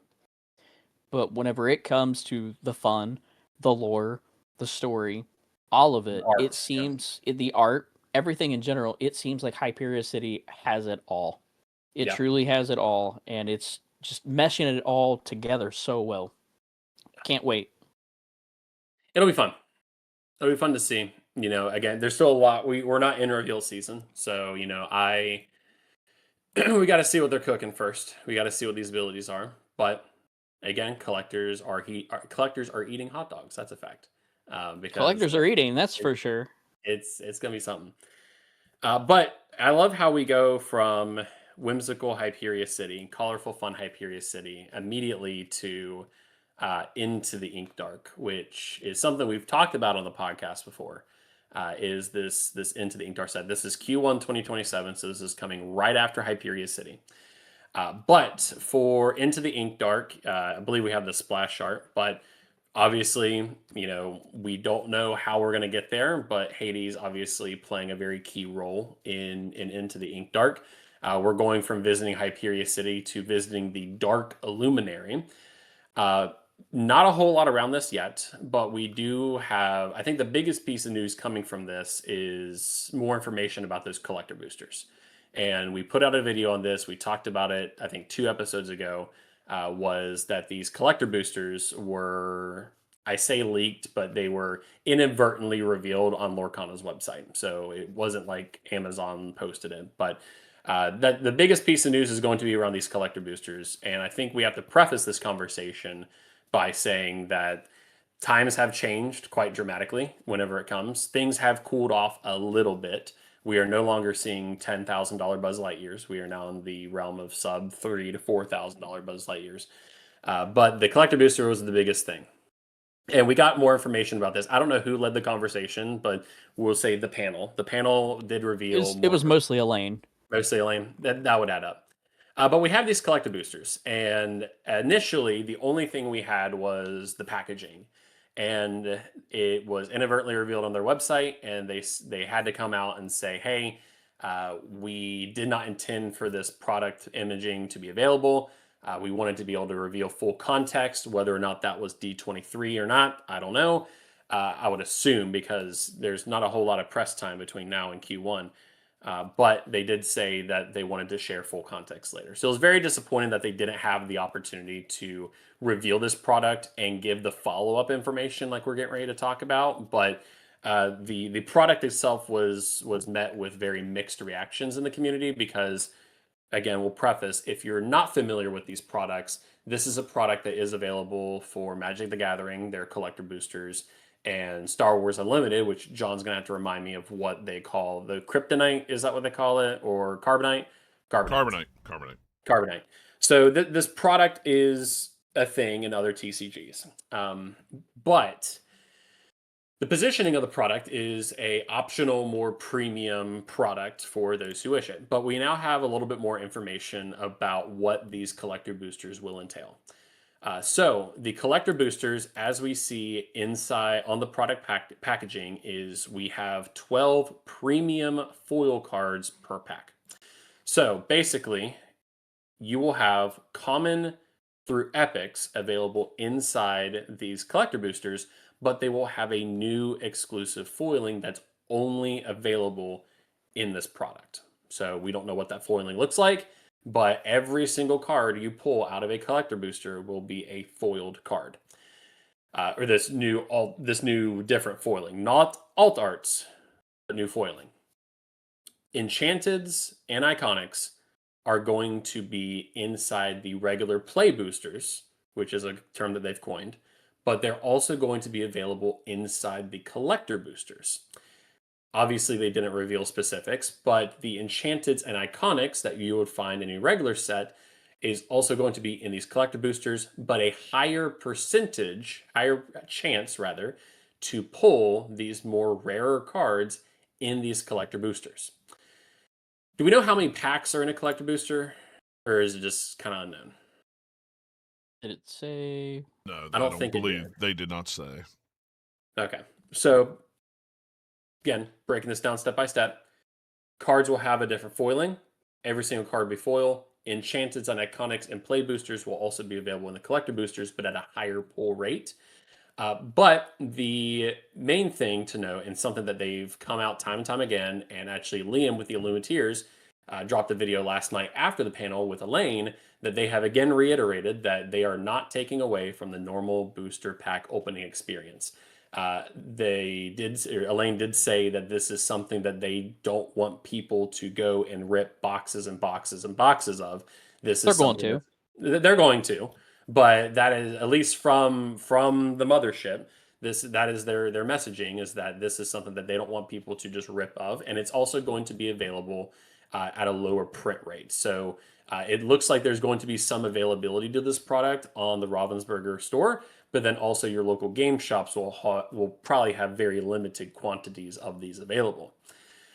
The main thing, the other new thing to these collector boosters is that we now have another rarity. We just got used to iconics, but now we have another rarity called the Illustrious rarity. We don't know every single Illustrious card, but the first one that they revealed was this Maleficent biding her time. This is a card that we've seen before. They did note that whether or not these are printed in collector boosters has no impact to their legality in Core Constructed. So this card is still not, at least for now, unless she gets reprinted, is not legal in any sort of constructed formats. But notably, this Illustrious rarity is obviously an alt art of a card. The artist signature, the artist name rather, is very pronounced in the very bottom center. We got this new rarity logo. We have a security stamp. But if we take a look at the very top, we have these bad boys serialized.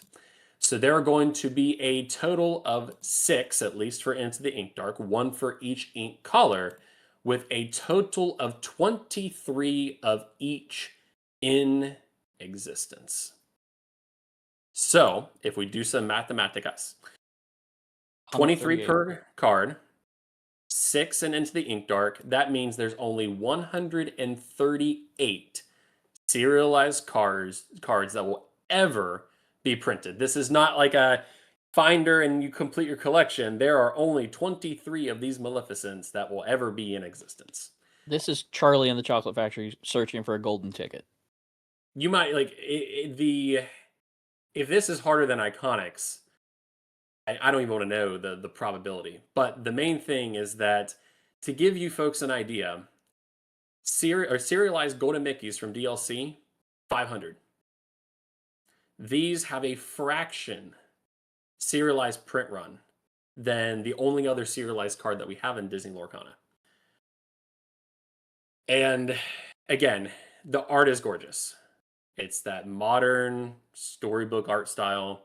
You got a deeper focus on what the artist wants to showcase. But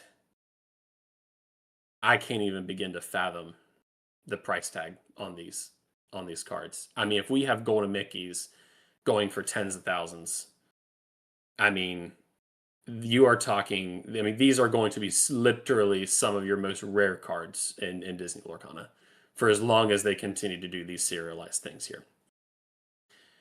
Wonderful art, but that's a lot of information to dissect.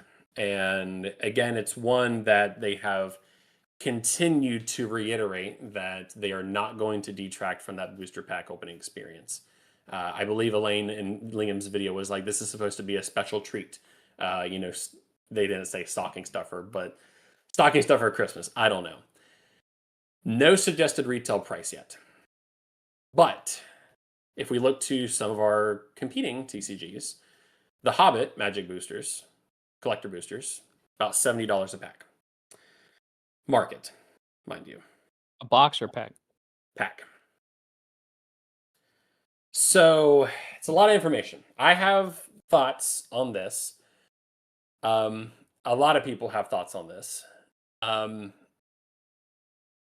know in the beginning we said that we are very neutral on the topic, but I don't even know, John. Like, I'll hand it over to John because I'm still deciphering this information as we go. Now knowing what you know about this product, John, what's your kind of initial reaction?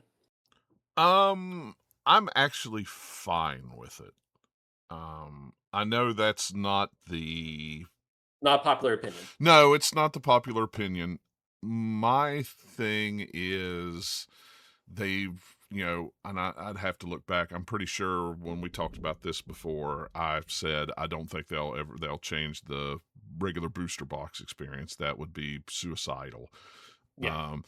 It also is not as far as Star Wars went with Unlimited. They actually put alternate art cards in there, several cards you could only get in there, and it really divided the community with that to the point where a lot of people just left the game because they were very unhappy with it.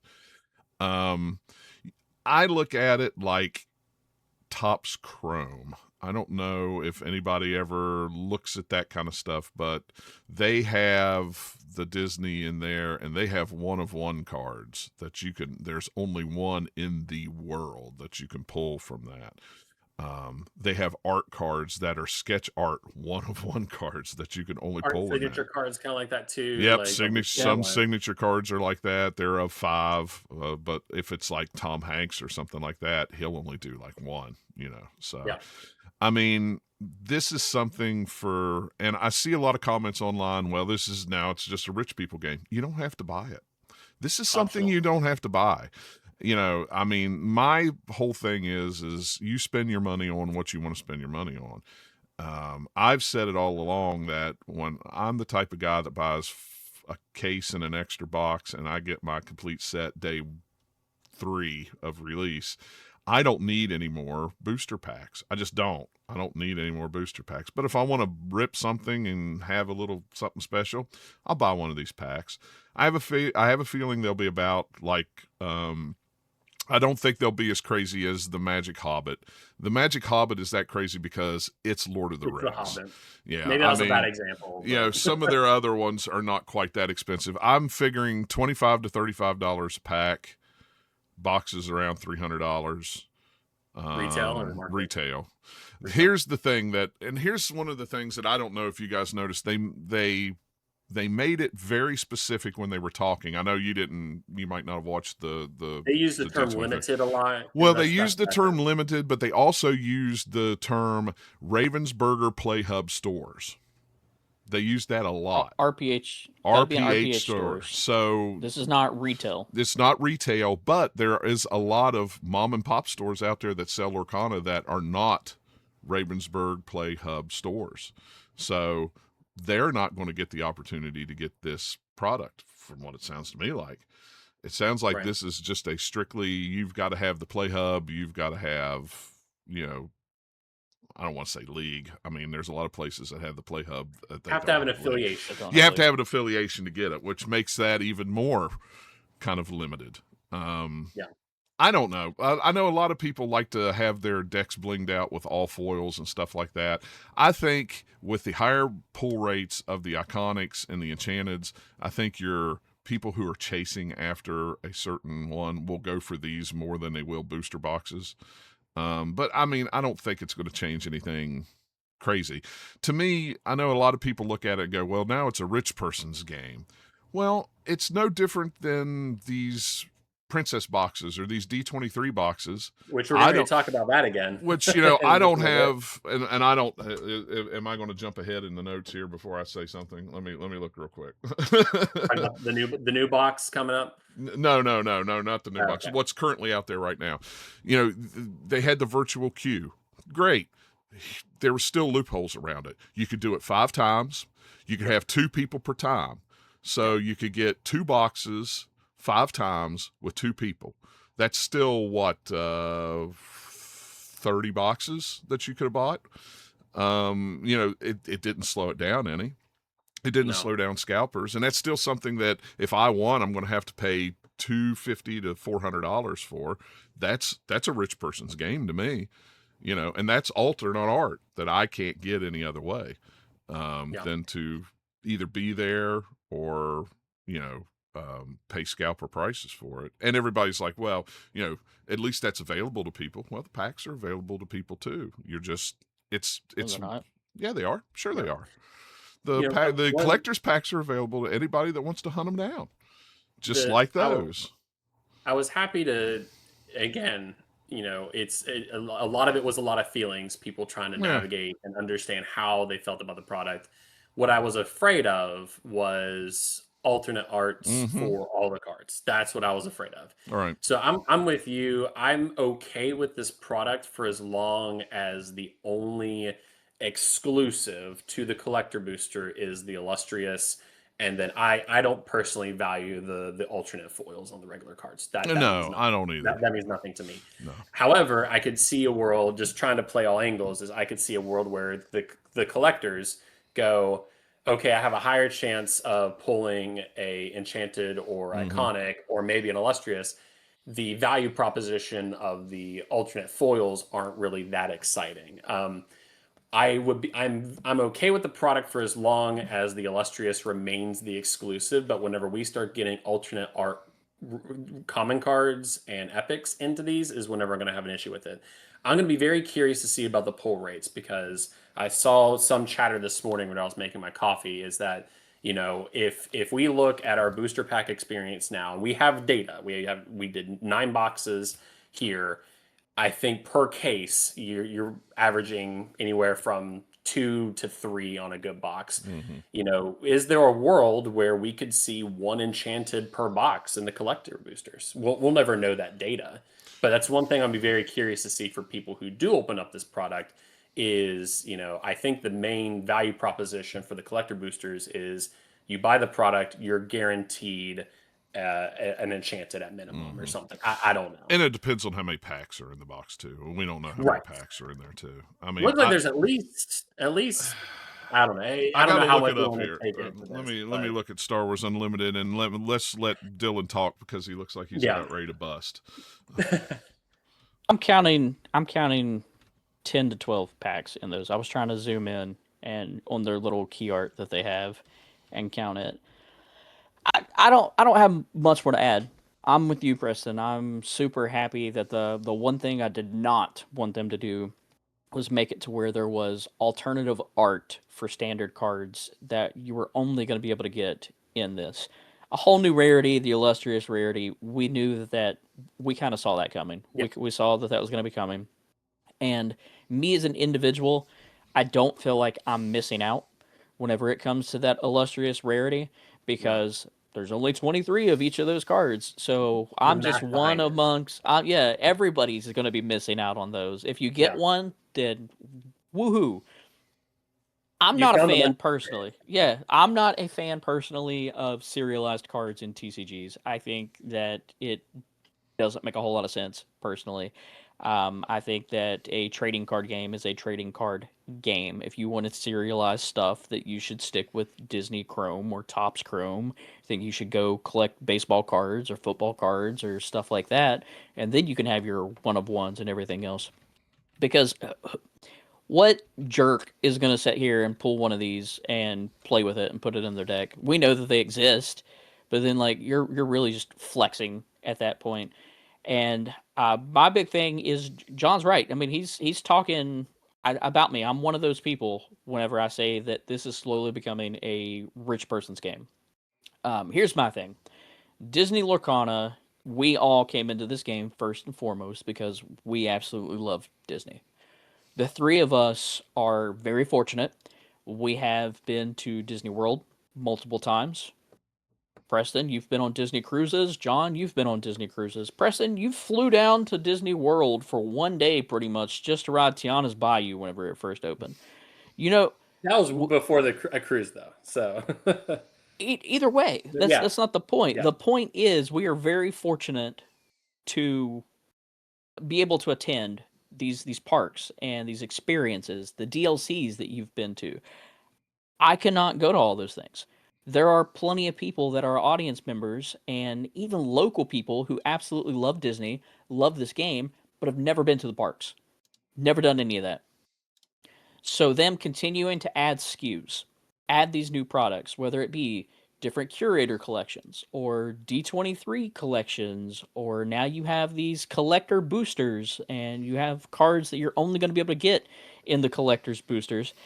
It does slowly become a rich people or a rich person's game. There is this beautiful Mickey head, right? It's a Venn diagram, but it is a Mickey head where you have the collectors, you have the players, each both in their own ear, and then you have the head itself where you have all of us that meet. And to this point, you have this wonderful giant Mickey head where all of us, all of our audience members, were able to play this game and enjoy it.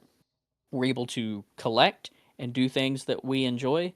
And as they add more and more and more SKUs and make things more exclusive, and they put higher price tags on things, that core audience that you have kind of separates, and that one Mickey ear just kind of flies off on its own and separates itself. And that's how I'm feeling at this point. Is I'm slowly, if I get an enchanted, great, but I am slowly drifting away from the collector's aspect of Disney Lorcana because to me personally, it's unfeasible. And it's going to be unfeasible for majority of the player base. And that's yeah, something we don't talk about is what we see online does not reflect the actual player base because the actual player base are casual players who come to this game for Disney.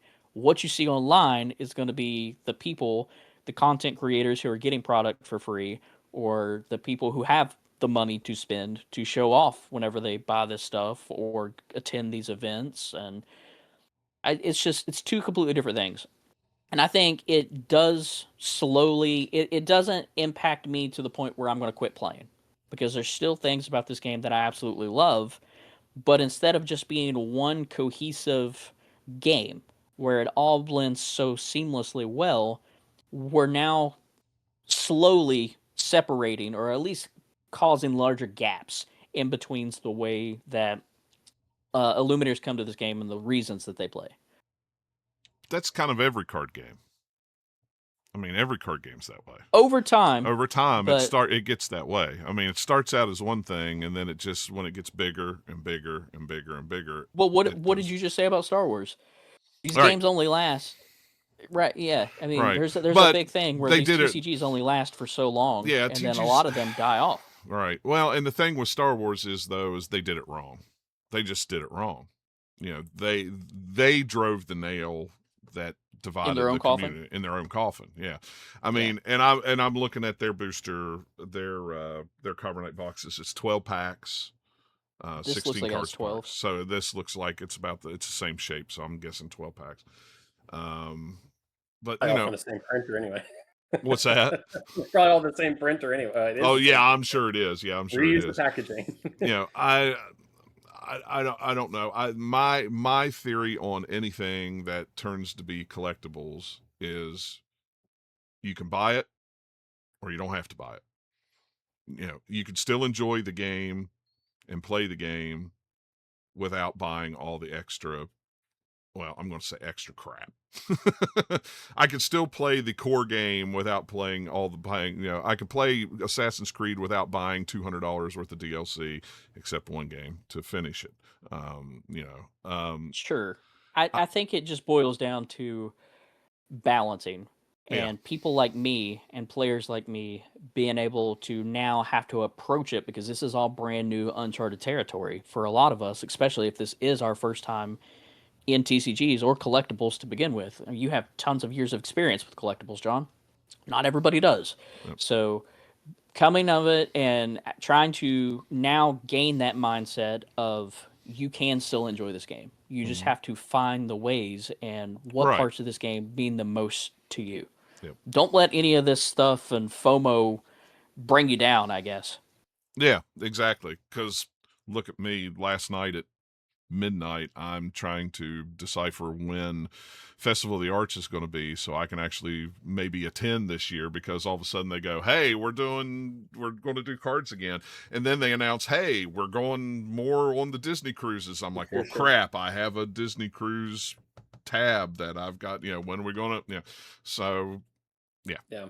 And I then, think I think a lot of it is like I think we'll bring this all together because Dylan talked about the Mickey ears flying off, the pockets flying off, and I think like don't get me wrong, the products are great. The anytime we can get people opening packs, opening Lorcana is great, but there are certain things that are happening that are kind of feeding that feel of the mouse ears flying off. But I think we'll come back to that conversation at the end of this episode once we get through a few of these other updates that are happening, because one, I mean, it's going to be cosmic prices for a lot of this product, but that's not the only cosmic thing we got going on.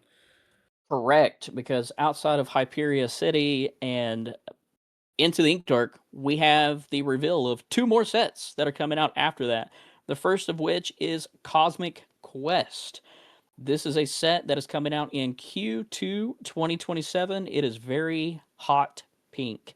We have mermaids in space, guys, and the return of Flounder here. This is very Tomorrowland. Personally, this is my big takeaway from this is it looks very Tomorrowlandish. My wife and I have talked a lot recently about Tomorrowland at Disney in general and the way that it's designed and the way that it looks. And it's you go back to when these parks and stuff were first created, or even like the Jetsons per se. The Jetsons were like a futuristic show, but they had a certain look to them because at that time that's what everybody thought the future was going to look like. And this it's very reminiscent of that. It's got that Fallout Jetsons vibe to it, to where this is that storybook element of this is what the future and space travel was supposed to look like, even if that's not really what it actually looked like now in the current century we live in. where's my flying car that I was supposed to have in 98? We have ink runners. But there is a new page on Disney Lorcana's website, if you can find it. It was a little hidden yesterday, and they have their short little write-up about it. It says, Cosmic Quest, star-studded fun, coming Q2 2027. Blast off into the skies and take part in Lorcana's Age of Cosmic Exploration. On your voyage, you will visit a diner for aliens. So was that Pizza Planet? A diner for aliens and interstellar travelers. A celestial... Oh, no. Ah, a diner for aliens and interstellar travelers. Is that not Treasure Planet where Jim Hawkins originally was? Was he not? Oh gosh. Okay, sorry guys. A celestial reef where under the sea life flourishes in a bustling station. From this base, you'll rocket into the mystical far-off reaches to rescue story stars. I'm down with it. I truly enjoy this. Yeah. My wife saw this art last night. We saw the new Spider-Man movie last night. We had an offline night, so whenever I finally opened up my phone and took it off Do Not Disturb, that was the first thing we saw. And she's like, "Ooh, flounder in space!" like, and what is it? Rebecca posted a story or a reel this morning of her reaction to it. It was because she's a big Ariel fan, and it was really cool. So I'm curious how we're gonna go from Hyperia City to the Dark Illuminary to space. So Yeah. Yeah, well, what's the branching story arc there? We'll see. It seems like it's going to be another long-term story taking place. And then am I But reading something about set 17? set 17, and this is one that whenever I saw, I immediately blasted to your wife on Discord Is yesterday. this the one? Okay, that's what it This is. is the I've one. seen this image without context. Unnamed. We do not have a name for this set yet. I'm sure it'll come in the future. We do not have a. I'm sure it's Q3, right? Because Cosmic Quest was Q2. No release date, nothing. But we know that this was coming in possibly Q3 2027, and we get Pixie Hollow. Tinkerbell and her friends and the rest of the Pixies are finally coming to Disney Lorcana. This is something that we have been asking for and wishing for a very, very long time. I know that your wife has been dreaming of this day, essentially, going all the way back to the fairy decks in, what is it, Azurite Sea, where Azure when and you Sea. had, Yep. yeah, you had that Amethyst Tinkerbell that whenever she quests, all your other fairy characters gain +1 lore. So, oh gosh, man, I hope they reprint that for this. I hope they change the ability because she was very expensive for what she did. I mean, great burst lore, but yeah, it makes me wish it was sooner. But like the fairies came sooner because we've had fairies, but Sure, um, we needed the whole crew in a sense. But unnamed after Cosmic Quest, so we're looking probably what middle of next year, middle to about this time next year, roughly. I feel probably, yeah. probably Well, so. I'm curious as to what's going on with all the candy. This is very Yeah, Candyland. it's Candy it's a little canes, you got ice cream with cherries on top, cotton candy floating around, lollipops. yeah. Interesting. I'm interested to see again how we go from dark to space to Candyland, basically. Candyland. Yeah, they need to we need to know some stuff. Maybe we'll find out some stuff in a future product. Um, Kind of wrapping up our D23 stuff. We did get reveals of another Curator's collection, which is the Beauty and the Beast edition. Which again, this is basically the exact same product that we had the heroine collection, the princess collection. We had the six princesses, and now we have another product for the Curator's collection. So by them doing another Curator's collection, that kind of sends signals that this is something that we are going to see more of. This is now our second. Did they share a release for this yet? Not For this? not that I wrote down. Okay, and I don't think we've seen one, but they have matured this product line. This is now another product, but basically, it kind of coincides with I believe Beauty and the Beast 35th anniversary. But all the cards here we have Lumiere, Beast, Gaston. We'll just kind of do this. Let's go. What's in our order here? We don't have one. Let's start with Beast. This is a good example. So, Beast Tragic Hero, which we've had before. This card has not been set legal for a very long time. This is from Rise of the Floodborn. That's set 2. But we have this stained art glass, I believe motif was the word that Dylan put inside our notes here. But we have Beast, this alternate art. Exact same Not rarity. so sad and Yeah, not so tragic. sad. He has a little smile here. But we have Beast, Bell Hidden Archer, one of my wife's favorite cards to play with back in the day. Now inside this alternate art, the Hidden Archer. Notably, they have the promo count, but it's still set 2. So again, this does not affect a card's rarity if it is not inside a legal rotation. You have this Gaston, the Sapphire Gaston, that I'm a very big fan of. Me too. I see it. I finally see it. All these ladies that were like, "Ooh, Gaston." I just think this is the first time I've ever looked at Gaston and been like, "Okay, I get it. Yep. I get it." We got Lumiere. We have this Lumiere. I think Lumiere is he currently legal? Set 9? Maybe not. Think I don't so. think he is Yeah, he. he was reprinted and fabled. He got reprinted and fabled, so still legal. Again, we don't know when this product's coming out. Mrs. Potts, trying to elaborate on these. Sorry, John's not rapid firing here. Sorry, John. But we got Mrs. Potts. Again, I think Mrs. Potts' first alt art. But we have Mrs. Potts, and then we have Be Our Guest, which is a phenomenal art here.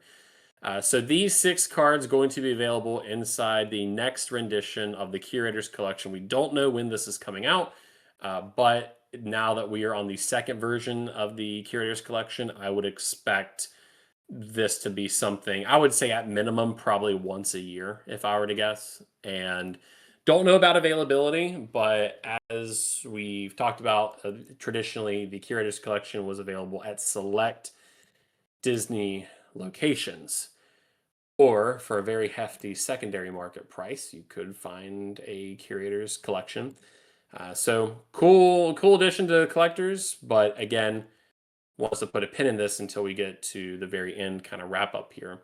But not only have they solidified the Curator's collection product line, but we're getting some more paper. Well, we always have paper, but we're getting some more Not books. cardboard paper. Well, no, technically it's got cardboard too. But yes, we got another book. This is the visual novel or the visual guide through the realm of Lorcana. Is that what we're actually calling it? Where's my name here? A visual guide through the magical realm. This one we do have a semi-release date for. It's supposed to come out in Q1 2027. And it will have a narrative promo similar to that Pegasus promo that we're getting with the Quest of Wonders, but we have not seen the promo card yet. More than likely because it's a card that we haven't seen yet. And front and center on this card, this beautiful piece of art here, we have one of our favorite Illumineers from the realm of Lorcana, and that is Amazu, who we have previously spoken about. We have a short that you can go check out. He was actually on one of the puzzle cards from Wilds Unknown that you can build. You have his Inkcaster as a card that you can get and play with. But we've said that he's a traveler. He is a vagabond of sorts who travels all over the realm of Lorcana. So it's almost as if he is acting as our guide through this visual guide through the magic realm. I'm sure that this is going to be filled with tons of art, more so than anything. So think of this as your traditional art books that you can go and get for your different fandoms that you love. But they also said that this is supposed to be immersive and that this would continue to tell stories and finish telling stories and maybe answer some questions to things that we've been asking about that we previously don't know. Kind of like, did we ever find the rest of the Chromacons, right? We know that the team or the Illumineers found the Amber one, but did they find the rest of them? How did the Whispers come to be? What Illumineer caused the Whispers to be formed in the first place? Stuff like that. So, really interesting. This is another one that I'll be sure to grab. This surprises me that we're getting this slightly after just getting that Quest of Wonders, because similar to the Curator's collection, I thought that we would just continue getting more Quest of Wonders over time. So for them to throw this in here too, I'm curious to how often we'll get a visual guide. Yeah. Because we have a lot. We have 12, 13, 14 sets by the time this comes out that they can cover the stories and the art from. So it's like, how long do you wait between this one and the next one before you produce another visual guide or visual novel per se? Right. And it kind of goes back to like the puzzles too. Like we thought all the puzzles were released and revealed. And now that we see more puzzles coming out with the D23 had some exclusive puzzles. Gen Con had exclusive puzzles. So maturing the product line, we're tackling the book element. Something that I've been begging for was in the beginning of this year in our first episode was I'd like to have more consistency around activations and Lorcana availability on Disney property. And they did announce that they are, I don't know what the right word is, but I think I'm going to say maturing, but they are basically going to be bringing collection quests to all the Disney ships. So to this moment, I'm in some Disney Cruise travel Facebook groups, and there are people posting pictures of the merch, and Attack of the Vine is available on Disney ships. So they have been selling booster boxes and troves at an MSRP on the ships. And something that, again, we've talked about those Collection Quest promos, the Alt Art Cruise promo, or not Alt Art, but the cruise promos have probably been some of the more mysterious promos because they've never officially said anything about it. I think the only thing they nodded was Greg Tito in a lore cast moons ago was like, yeah, something about cruise ships. And that was just kind of it. They've never have come out and said that we are doing this. Now Ryan Miller did do an interview with somebody many moons ago and was like, we are testing this on the treasure, but then we started seeing them pop back up. So we don't know much about it other than they are working on bringing Collection Quest to Disney ships in 2027. I would like to see this be a cruise line navigator app event that you can actually see and enroll into. But product's been available on the ships, but maybe we'll start to see more of these cruise promos as well, and the ships as well. And Curious as to what it means for your previous cruise promos, because they each have their own unique way of receiving them, and doing it as just a collection quest per se. yeah, They might rotate out those old cruise promos. it wouldn't surprise me because the most expensive one is the Mickey Mouse True Friend, and that was the DVC Club exclusive. So you had to go to the DVC lounge on the cruise ship, and you got it. You got one for buying a Stitch Collection Azurite Sea set. You got one for making a Lorcana purchase. You got one in every stateroom on Pirate Night, and then you got one for doing Collection Quest. So I would like to. It is not sustainable to supply a cruise ship with thousands of promos. So I don't see them doing the Pirate Night promos anymore. I think that was just gauging what worked. I could see them only doing the collection quests at sea going forward. It's interesting, but that's not the only activation that we have going on, because we also have the return of a collection quest that will be taking place, or they didn't say collection quest. It'll be interesting to see what it actually is, at the Epcot International Festival of the Arts, which I was fortunate enough to attend last year. I know John's already made comments about how he's looking at possibly going. That's the first thing my wife said this morning. She's like, we're going back, right? So we'll see. I got some people that'll be there during that time. But brand new, whether it's a collection quest or whatever kind of activation that they have take place, they will be giving out a brand new promo card, which we've talked about previously in this episode. It is a Figment card.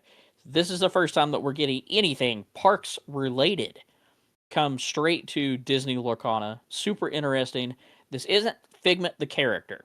This is a 7-cost inkable amethyst card called Creative Inspiration. It is an action card. It is a magical places card. So you're only going to be able to get this art or this magical place promo at the Epcot International Festival and Art. This is going to be a standard card that we get in set 14 in Hyperia City. So that goes back to whatever that location was with the acronym MAGIC, the Multidisciplinary Institute of Technology, Magic, Imagination, all of that. I'm sure Figment he'll be a part of that. He will play a role there, some way, shape, or form. So something that came up as we were recording is we have hot off the presses, brand new as of 7:50 a.m. this morning. So there's a screenshot. Maybe we have to do a little bit of post this episode, so maybe we'll edit it in. But somebody in the Lorcana Discord said, I hope that the regular version of Creative Expression also has Figment on it. Rochelle responded, Figment is special for the Epcot Festival of the Arts version of the card. Really? Okay. So Figment is not coming to Hyperia City. Figment will only be on the Magical Places promo if I'm looking at this correctly. Huh. And I'll post this, and you all won't be able to see it, but I just posted a screenshot in our team chat. But that is brand new, hot off the presses. I didn't mean to interrupt, but I know where you were going. I was like, Figment may not be coming to Lorcana the way we think he is. Well, man, what a tease. What a tease. That's kind of lame if so. See, now I took that as like, let's go back and let's look at the Donald Duck that they had as the Magical Place promo that you could get, the Pie Slinger. It was the same art. It was a Magical Places border and rarity, but it was the same art. I took that as we were going to receive, that when you go to Epcot, that this was when they said alternate art, that this was just going to be like a alternate art version of that card, not hey, this is an alternate art version specifically for Epcot that we're putting Figment on for this card, but the actual card isn't going to have Figment, and we're not going to have Figment in Lorcana. What a tease! Yeah, it that surprised me there, and I did just look inside the Discord just to verify that this wasn't fake news or anything like that. But Yeah, yeah, I am looking at the Discord message that somebody posted, and at 7:50 this morning, Rochelle posted that. So yeah, it is Figment is special for the Epcot Festival of the Arts version of this card. So this is the first time that we have a Festival of the Arts card that art is intentionally different, other than being zoomed in right. or modified a little bit. But Figment is not in the set, at least to our knowledge. This is just for Festival of the Arts. Cool. So when Kingdom Hearts 4 comes out, you can give me a alternate art promo card that has Sora or somebody on it that I That can opens a have, lot of this right, opens Pandora's box a lot whenever it without comes to them actually collaboration. coming to the realm of Lorcana. Yep.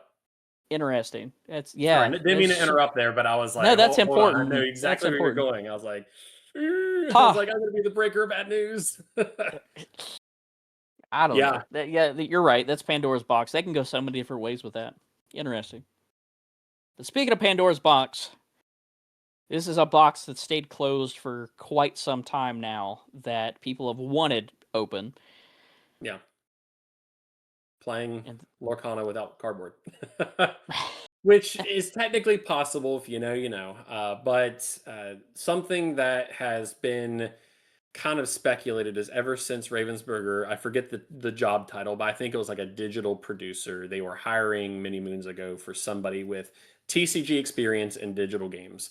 That came after they DMCA'd Pixelborn. Um, and we now have news that there is a digital client in the works. And that is the only thing they said.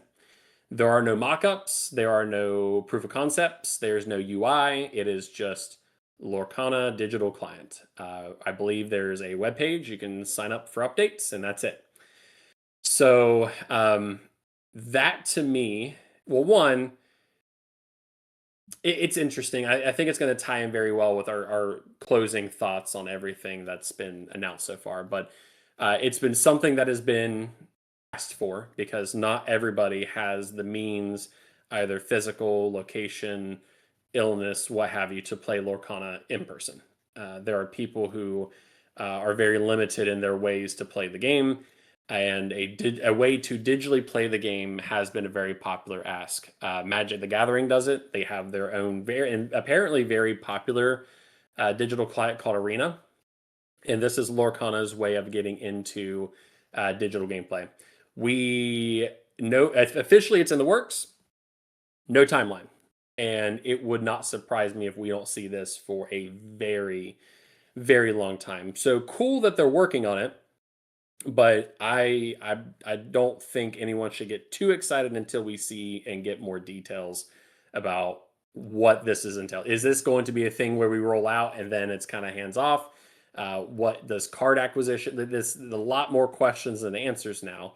But I think a lot of people are excited for the digital client. But the fact that there's no UI, no, they had no proof of concept is that still indicates to me. And again, I'm not a developer, but I'm around UI UX designers enough.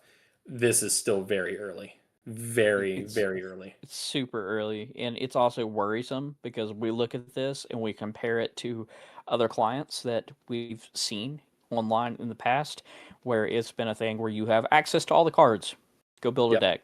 Go build a deck. We can now play, and you can test any deck that you want to figure out if that's the type of deck, how well it performs, and if this is the kind of thing where you would want to go out and actually acquire the cards to build this deck. A lot of these online clients or online portals, or at least the official ones, I haven't really touched Arena since probably it first came out just to try to get into Magic, but even then it was a little too much. But like Overwhelming. Look at it at Pokemon, for instance. They have code cards. Every pack has a code card in it. You get that code card. You can go to their digital client. You type that code in, and then it gives you a pack inside the digital client. So not only do we have physical packs that we have to rip, but then you also have a thing where if you're wanting to play online, you then have digital packs that you have to rip, whether it's actually the cross You have platform to thing fire the there of cards again. right, In a sense. right. Or and then you're not guaranteed. So like the cards you pull in that physical pack aren't guaranteed to be the same ones that you open on the digital client. Then that opens a whole other box to here, let's find a way to make more money. How many of these digital services, John, do we know of where it just becomes a thing where it's like constantly I'm forgetting the term right now, and I feel like an Microtransaction. idiot. Yeah, Microtransactions. Thank you. microtransactions. Yep. Just constant microtransactions because then you're gonna have people that go in and it's just like, let me just buy all of these so I have these digital products. Execution. It's like the collector boosters. Execution is going to be everything. Right. And I don't know the right way to do it. It's so far into the sets, and I don't know how far Magic was in. I mean, let's see, the job posting was December of 24. So they announce it now that it's in development. So you figure 28 is when it'll be out, I would assume. To give you an idea, Arena launched in September 2019. 2019, okay. Following an open beta test that began in November 2017. Yeah. And One that sticks with me is Yu-Gi-Oh! Duel Links whenever it first came out. And I think this plays into what John was talking about here too. Is I know when Yu-Gi-Oh! Duel Links came out, it only had like the first couple of sets, if that, built into it. With us being whatever, I mean, we might as well say 14 sets deep right now if you count Hyperia City. By the time this comes out, that could be another 5 to 10 sets, maybe. I mean, it just depends, or at least another 4 from the way that they're talking. So, how do you incorporate that? Do you do it from the beginning where you just add everything, or do you slowly drip feed different sets in over time? Or do you do Similar a to what you see in subscription-based model? Like World of Right. Warcraft. That would be. I know, man. That just hit me. I mean, they could do a subscription. It'll have no. It will could. have a subscription with it. It Oh, will yeah. have a But- There it'll will be have a battle season passes. pass, a battle pass, season pass with it, Right. where you acquire digital assets over time for playing games and leveling up. My whole thing with it is I don't want Illumineers to get their hopes up that this is going to be one thing when it turns Right. out to be something completely Yeah. different. I go back You can't compare this to Pixelborn. I think to Marvel Snap. And I don't know if you Yeah. ever played Marvel Snap or not, but you got X amount of cards at the beginning, enough to make a deck and play, and then you either had to buy or earn, enough points to buy packs or buy cards. Just buy cards. It wasn't even packs, it was cards. If you got this and that. So I don't think it's going to be like Pixelborn. I don't see It's how not. they can do it. It's going to be far from it. You have to compare this to the other official clients for other TCGs, and Yeah. I don't want people to get their hopes up. That's it. Take it with a grain of salt. We know nothing about it. Anything at this point is just pure speculation. Nobody knows anything. It can be exciting, and it kind of ties into my last point here. But at any time we get people to play the game is good, right? It's good, but I'm not educated enough about this and how this impacted local play. With cardboard, with Magic, whenever Arena came out. Apparently But- nothing, because I mean, Apparently nothing. Look at last week at our TCG store, our local game Right. store. I mean, There's still high demand. still people there. And I'll kind of transition us to that point because it closely relates.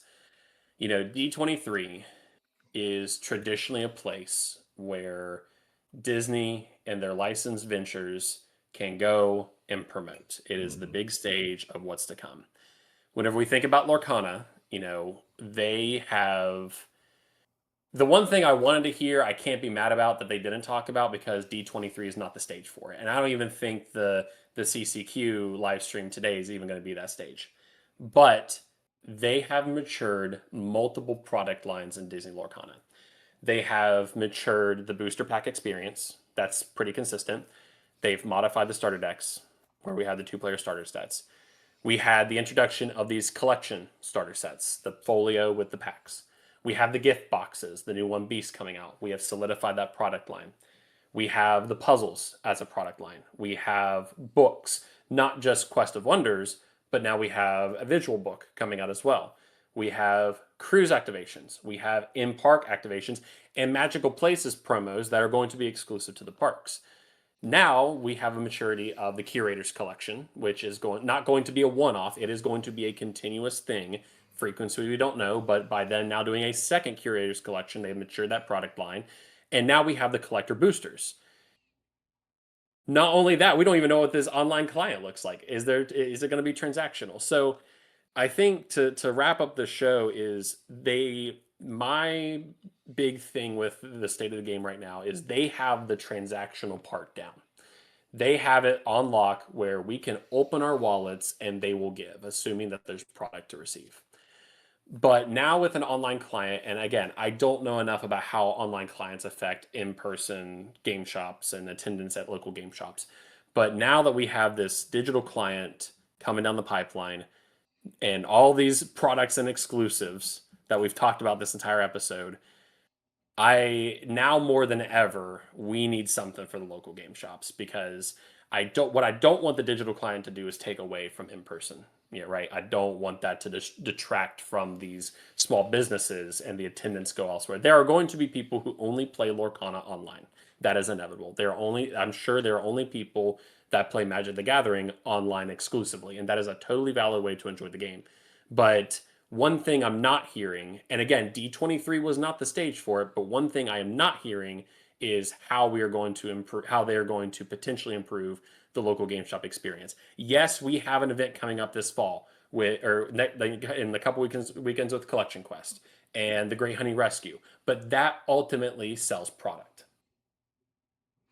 So that is what, after hearing all this stuff, that's just something that's kind of top of mind. Is cool. More ways that we can open up our wallets and consume this game and consume this franchise.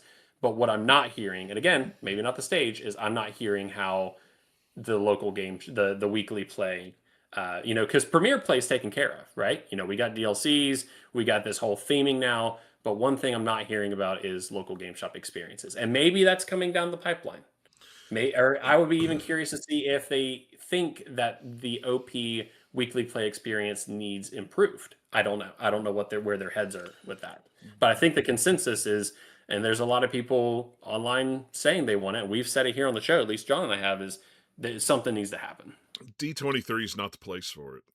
Right. D23 is I hate D23. I hate Summer Game. You hate these things. I hate D23s. I hate Summer Game John's Fest. A certified hater. Well, and I'll say it like I said it in the Discord. I hate it because they, not for Lorcana, everything that they put out, it's already said and done. It's in stone.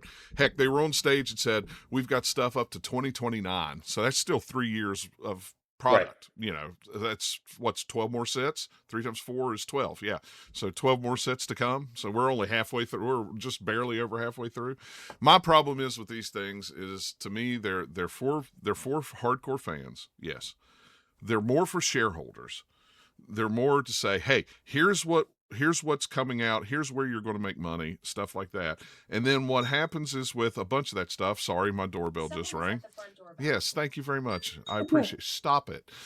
Anyway, they announce something, and where's my Blade? Like I said in the chat, where's my Blade movie? Will it ever ship? No, yeah, they did it 7 years ago, and they've already canceled it. They announced it, made a big thing about it at D23, drug people out on stage. Nothing ever come from it. Summer Game Fest, same thing. Microsoft's making Blade movie or game. Great. When's it coming out? Don't know. We haven't heard anything for 3 years about it. It's never coming out at this point. I hate things like this. I don't like, I'm all with hype. I'm all for hype. Give me hype 3 to 6 months out when you have a date that says it's about when it's going to come out, or give me a year. I don't know. I hate things like this. Yeah. Yeah. Show me something. Don't just show me a fancy movie trailer and then, the Nothing Ever Happens. How many Star Wars movies have been canceled that never even made a Star Wars games. games? Yeah. Right. Oh my gosh. And I I hate this think time even of if we year. Tease remove me and kill me. It just stab me in the heart with it. I mean, it's like, even even if we remove D23 for the occasion, it's that's just something we're not hearing. yeah. So that's kind of where my head's at. That'll come in Lore, a lore cast. if something comes. Yeah, if they have something, that's Is where the they'll weekly do that. play experience at local game shops solidified? Shareholders don't care about that part of it. They just want tangible stuff that's coming out and how much is it going to be. That's my thought anyway. I mean, I know I'm the old grumpy guy in the group, so. No, it's a valid thought process. I agree. I wholeheartedly agree with you that it kind of shows to an extent, and it goes back to my point of the casual player being the majority of your audience. Yeah. So you have the casual Disney fan or family that's coming in, or just first time TCG player coming in, where a lot of these products that you're now offering, a lot of these services and stuff that you are now offering, that's simply so you can reach shareholder prices, or you can reach a certain audience of people who can open their wallets a little bit deeper than others. Because I tell you guys, between life in general, I feel we all give this game a lot of money, a lot of time, a lot of effort, a lot of money. I can show you that. I got the bill. I got the receipts to back it up. I can. Right. We open our wallets to this game, but now it's like they continue to ask of all of their audience. Cool, thank you for opening your wallets, but can you open them a little wider? Can you reach in them just a little bit deeper? And at the end of the day, it's like, what are we getting in return? Right. Yeah, you have the products themselves, but whenever it comes to actually taking care of your core audience and the casual players who are there weekly at these LGSs and stuff, keeping your game alive, to the ones who are working their butts off and building these decks and putting in the reps and are keeping your competitive seasons and stuff alive, no matter what you do, whether it's thematic, it's not thematic, whether you have trivia or not at your DLCs, stuff like that. The people who are paying these outlandish prices, even going back to that's something we didn't even talk about. Yeah, we talked about how great it was for them to add DLC to add these extra tickets to where you could have a premium ticket or this ticket, but it goes back to, can you just open your wallet just a little bit wider for us? And I give and I give and I give. The only positives that I took away from any of this is the products look great. Mm-hmm. The products they look great. They would be cool to own for the people who can't afford them and can get access to them. They're great. The sets themselves, I don't think I've been as excited about sets since Arcasia's Island. Whenever I look at things like Hyperia City and Cosmic Quest, even, I think that looks great. And I appreciate the fact that they brought the senior narrative manager on stage and made her such a core part of this panel, and that they are reaching deep into the lore. But Preston, you're right. Collectors are getting fed. Competitive scene. We already know some of the news, with even more news happening currently right now as we speak at the CCQ. They're getting fed. Now we have to take care of your loyal players who are showing up every week, not just the deep pockets. Yeah, it's all about execution, and yeah, I think back on like the past 2 weeks for me. I have been very busy. I haven't really engaged with the game a whole lot. I'm not keeping up with news as much, transitional. But every time or like last night, whenever I'm like trying to see what has developed with the game, I think, oh, cool. But it's like that's just more SKUs to the product line. Coconut. If they end up doing coconut, a SKU eventually. Um, it kind of goes back, and I'll tell to a conversation that one of our locals, Ripley, and I had months ago, and hopefully they don't mind me telling this story. But we were talking about franchises in Lorcana, and one of the things we were talking about is how much leaning or reliability does franchises simply being in the game help continue to push things forward, and when will that eventually not work? Because cool, we added Pixar. Obviously, we saw what happened, how that affected prices for Wild's Unknown product and slightly Attack of the Vine, but that can't be the only thing that stimulates Lorcana as new franchises. Like we have to look at it from, a gameplay perspective, a game balancing perspective, new formats, but also that core weekly play experience, the players who have been playing since week one, and it was just people showing up and playing with one set of cards available. So again, they have continued, and we have said it time and time again, we are needy players. But again, it goes back to the Mickey Mouse ear analogy that Dylan had shared earlier. Is there's two ears that are getting inflated quite a bit, competitive and collecting, but that melting pot in the middle, that core experience, not a lot stimulating. It goes back to our first episode of the year. Is I would like to see something to help the local game shops. I would like to see something to better incentivize. There's been a lot of readings of, was moving to the random distribution of the promos a good thing? I think that was still a good thing because that helps draw a line between what is truly casual. You show up and you're entered into a pool of randomization and distribution, because there are a lot of people who missed out on a lot of pins because they couldn't go to League every single day with the old point tally system that we had, which was a love-hate relationship. It just depends on how organized it was. So I think ultimately moving those to a net positive was a good thing. But again, 3 promos for a whole set. And pins are back. And they even nodded to the pins with the Great Honey Rescue event. They nodded that, yes, we hear that people say they want them, but it's something that should not be expected every single set. I don't know what the right answer is, but that's just kind of how I'm feeling. There is no right answer. It goes back to stockholders. I don't know. We said it. Coconut would be cool at LGS's. Yes. Thank you for doing Collection Quest at LGS's. Thank you for doing the Great Honey Rescue stuff there. That's fantastic. That's great. But now you're asking us to give. And meanwhile, you're saying, oh, we can't afford to do the pins anymore. We can't afford to do this. Yes. We got I'm frozen. The exclusive. Yeah. Where's all the money Japan. going? Yeah, they couldn't do the pins anymore. They can't afford them. They're too expensive to do. But we can do keychains in Japan. Yep. We can do special sleeves in Japan, which again, it kind of goes back to purchasing product. So yeah, I mean, not to kind of end this on a note, but a saddish note. No, not really that. It's just we are consumers of a product, and we are just simply making observations. Well, and I'll end it on a better note.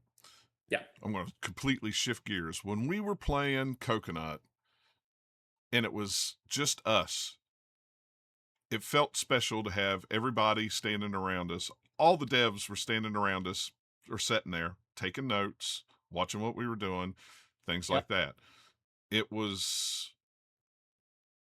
I mean, I know that's their job, but at the same time, it was nice to see that they cared, because they could have just passed it out, went over in the corner, sit down, time's up, let's go. They cared. They cared. And they asked questions about us or about our gameplay and stuff. Yeah. No, there are passionate people on the project. That's absolutely. Like, I've never once doubted that for a second. There are people who are making the best decisions they can whenever they can make them, whenever it comes to the gameplay elements. But there's your happy note. I mean, I concur. Yeah, I concur. There's your happy ending. Okay. I concur. Yeah, I completely concur. It's just that's just one cog in the machine. Right. I think that's at the end of the day, and this whole podcast episode has been themed around wishes, whether it's our wishes come true from Gen Con, them adding more lore to the game, us getting some of our goals and our wishes that we set out for, getting some franchises like Disney Pixies and Pixie Hollow added to the game in the future. These are all wishes come true. But at the end of the day, those story stars or twinkling stars that are still there, leading us forward throughout this game, there's always going to be more wishes, I guess. That goes back to us being greedy, but we're always going to have more wishes. Yeah. And casual play and weekly play, taking care of that stuff, that's at the top. That's our North Star. Yeah.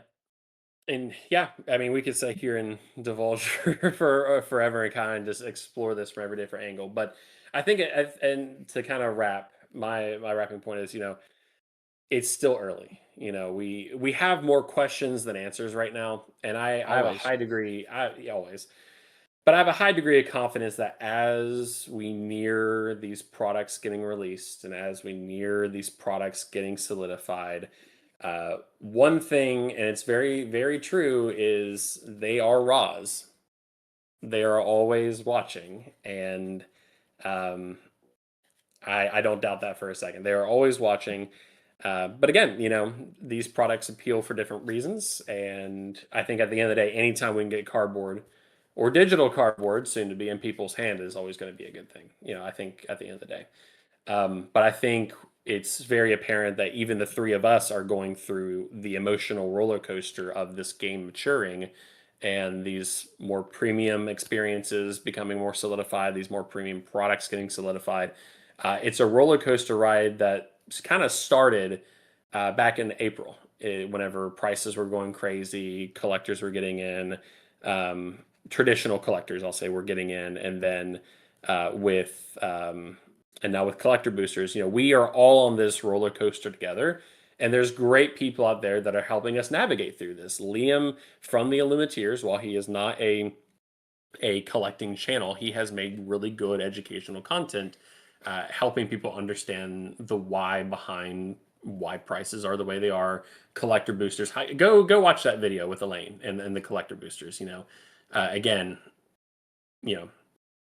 rewatch the podcast episode, and that's our thoughts on everything. But anyway, folks, I think we've gone long enough. Again, D23 is currently underway. We're getting ready to get DLC Season 3 news in the imminent future. But for now, we bid you adieu. But as always, for business inquiries, you can reach out to us at podcast@theinktable.com.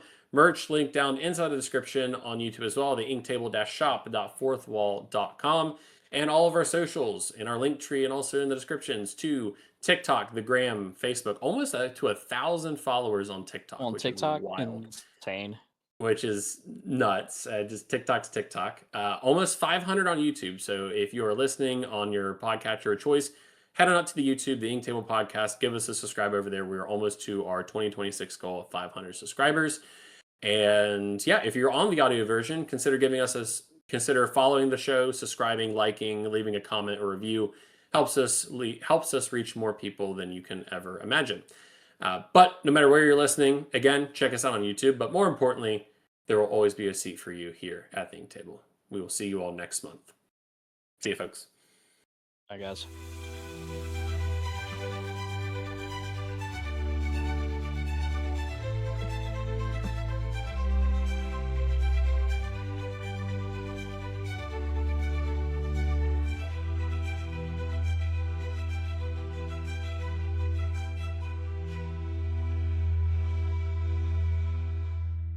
This podcast is part of the Gamers Lounge Radio Network. Get more gaming news and shows at www.the-gamers-lounge.com.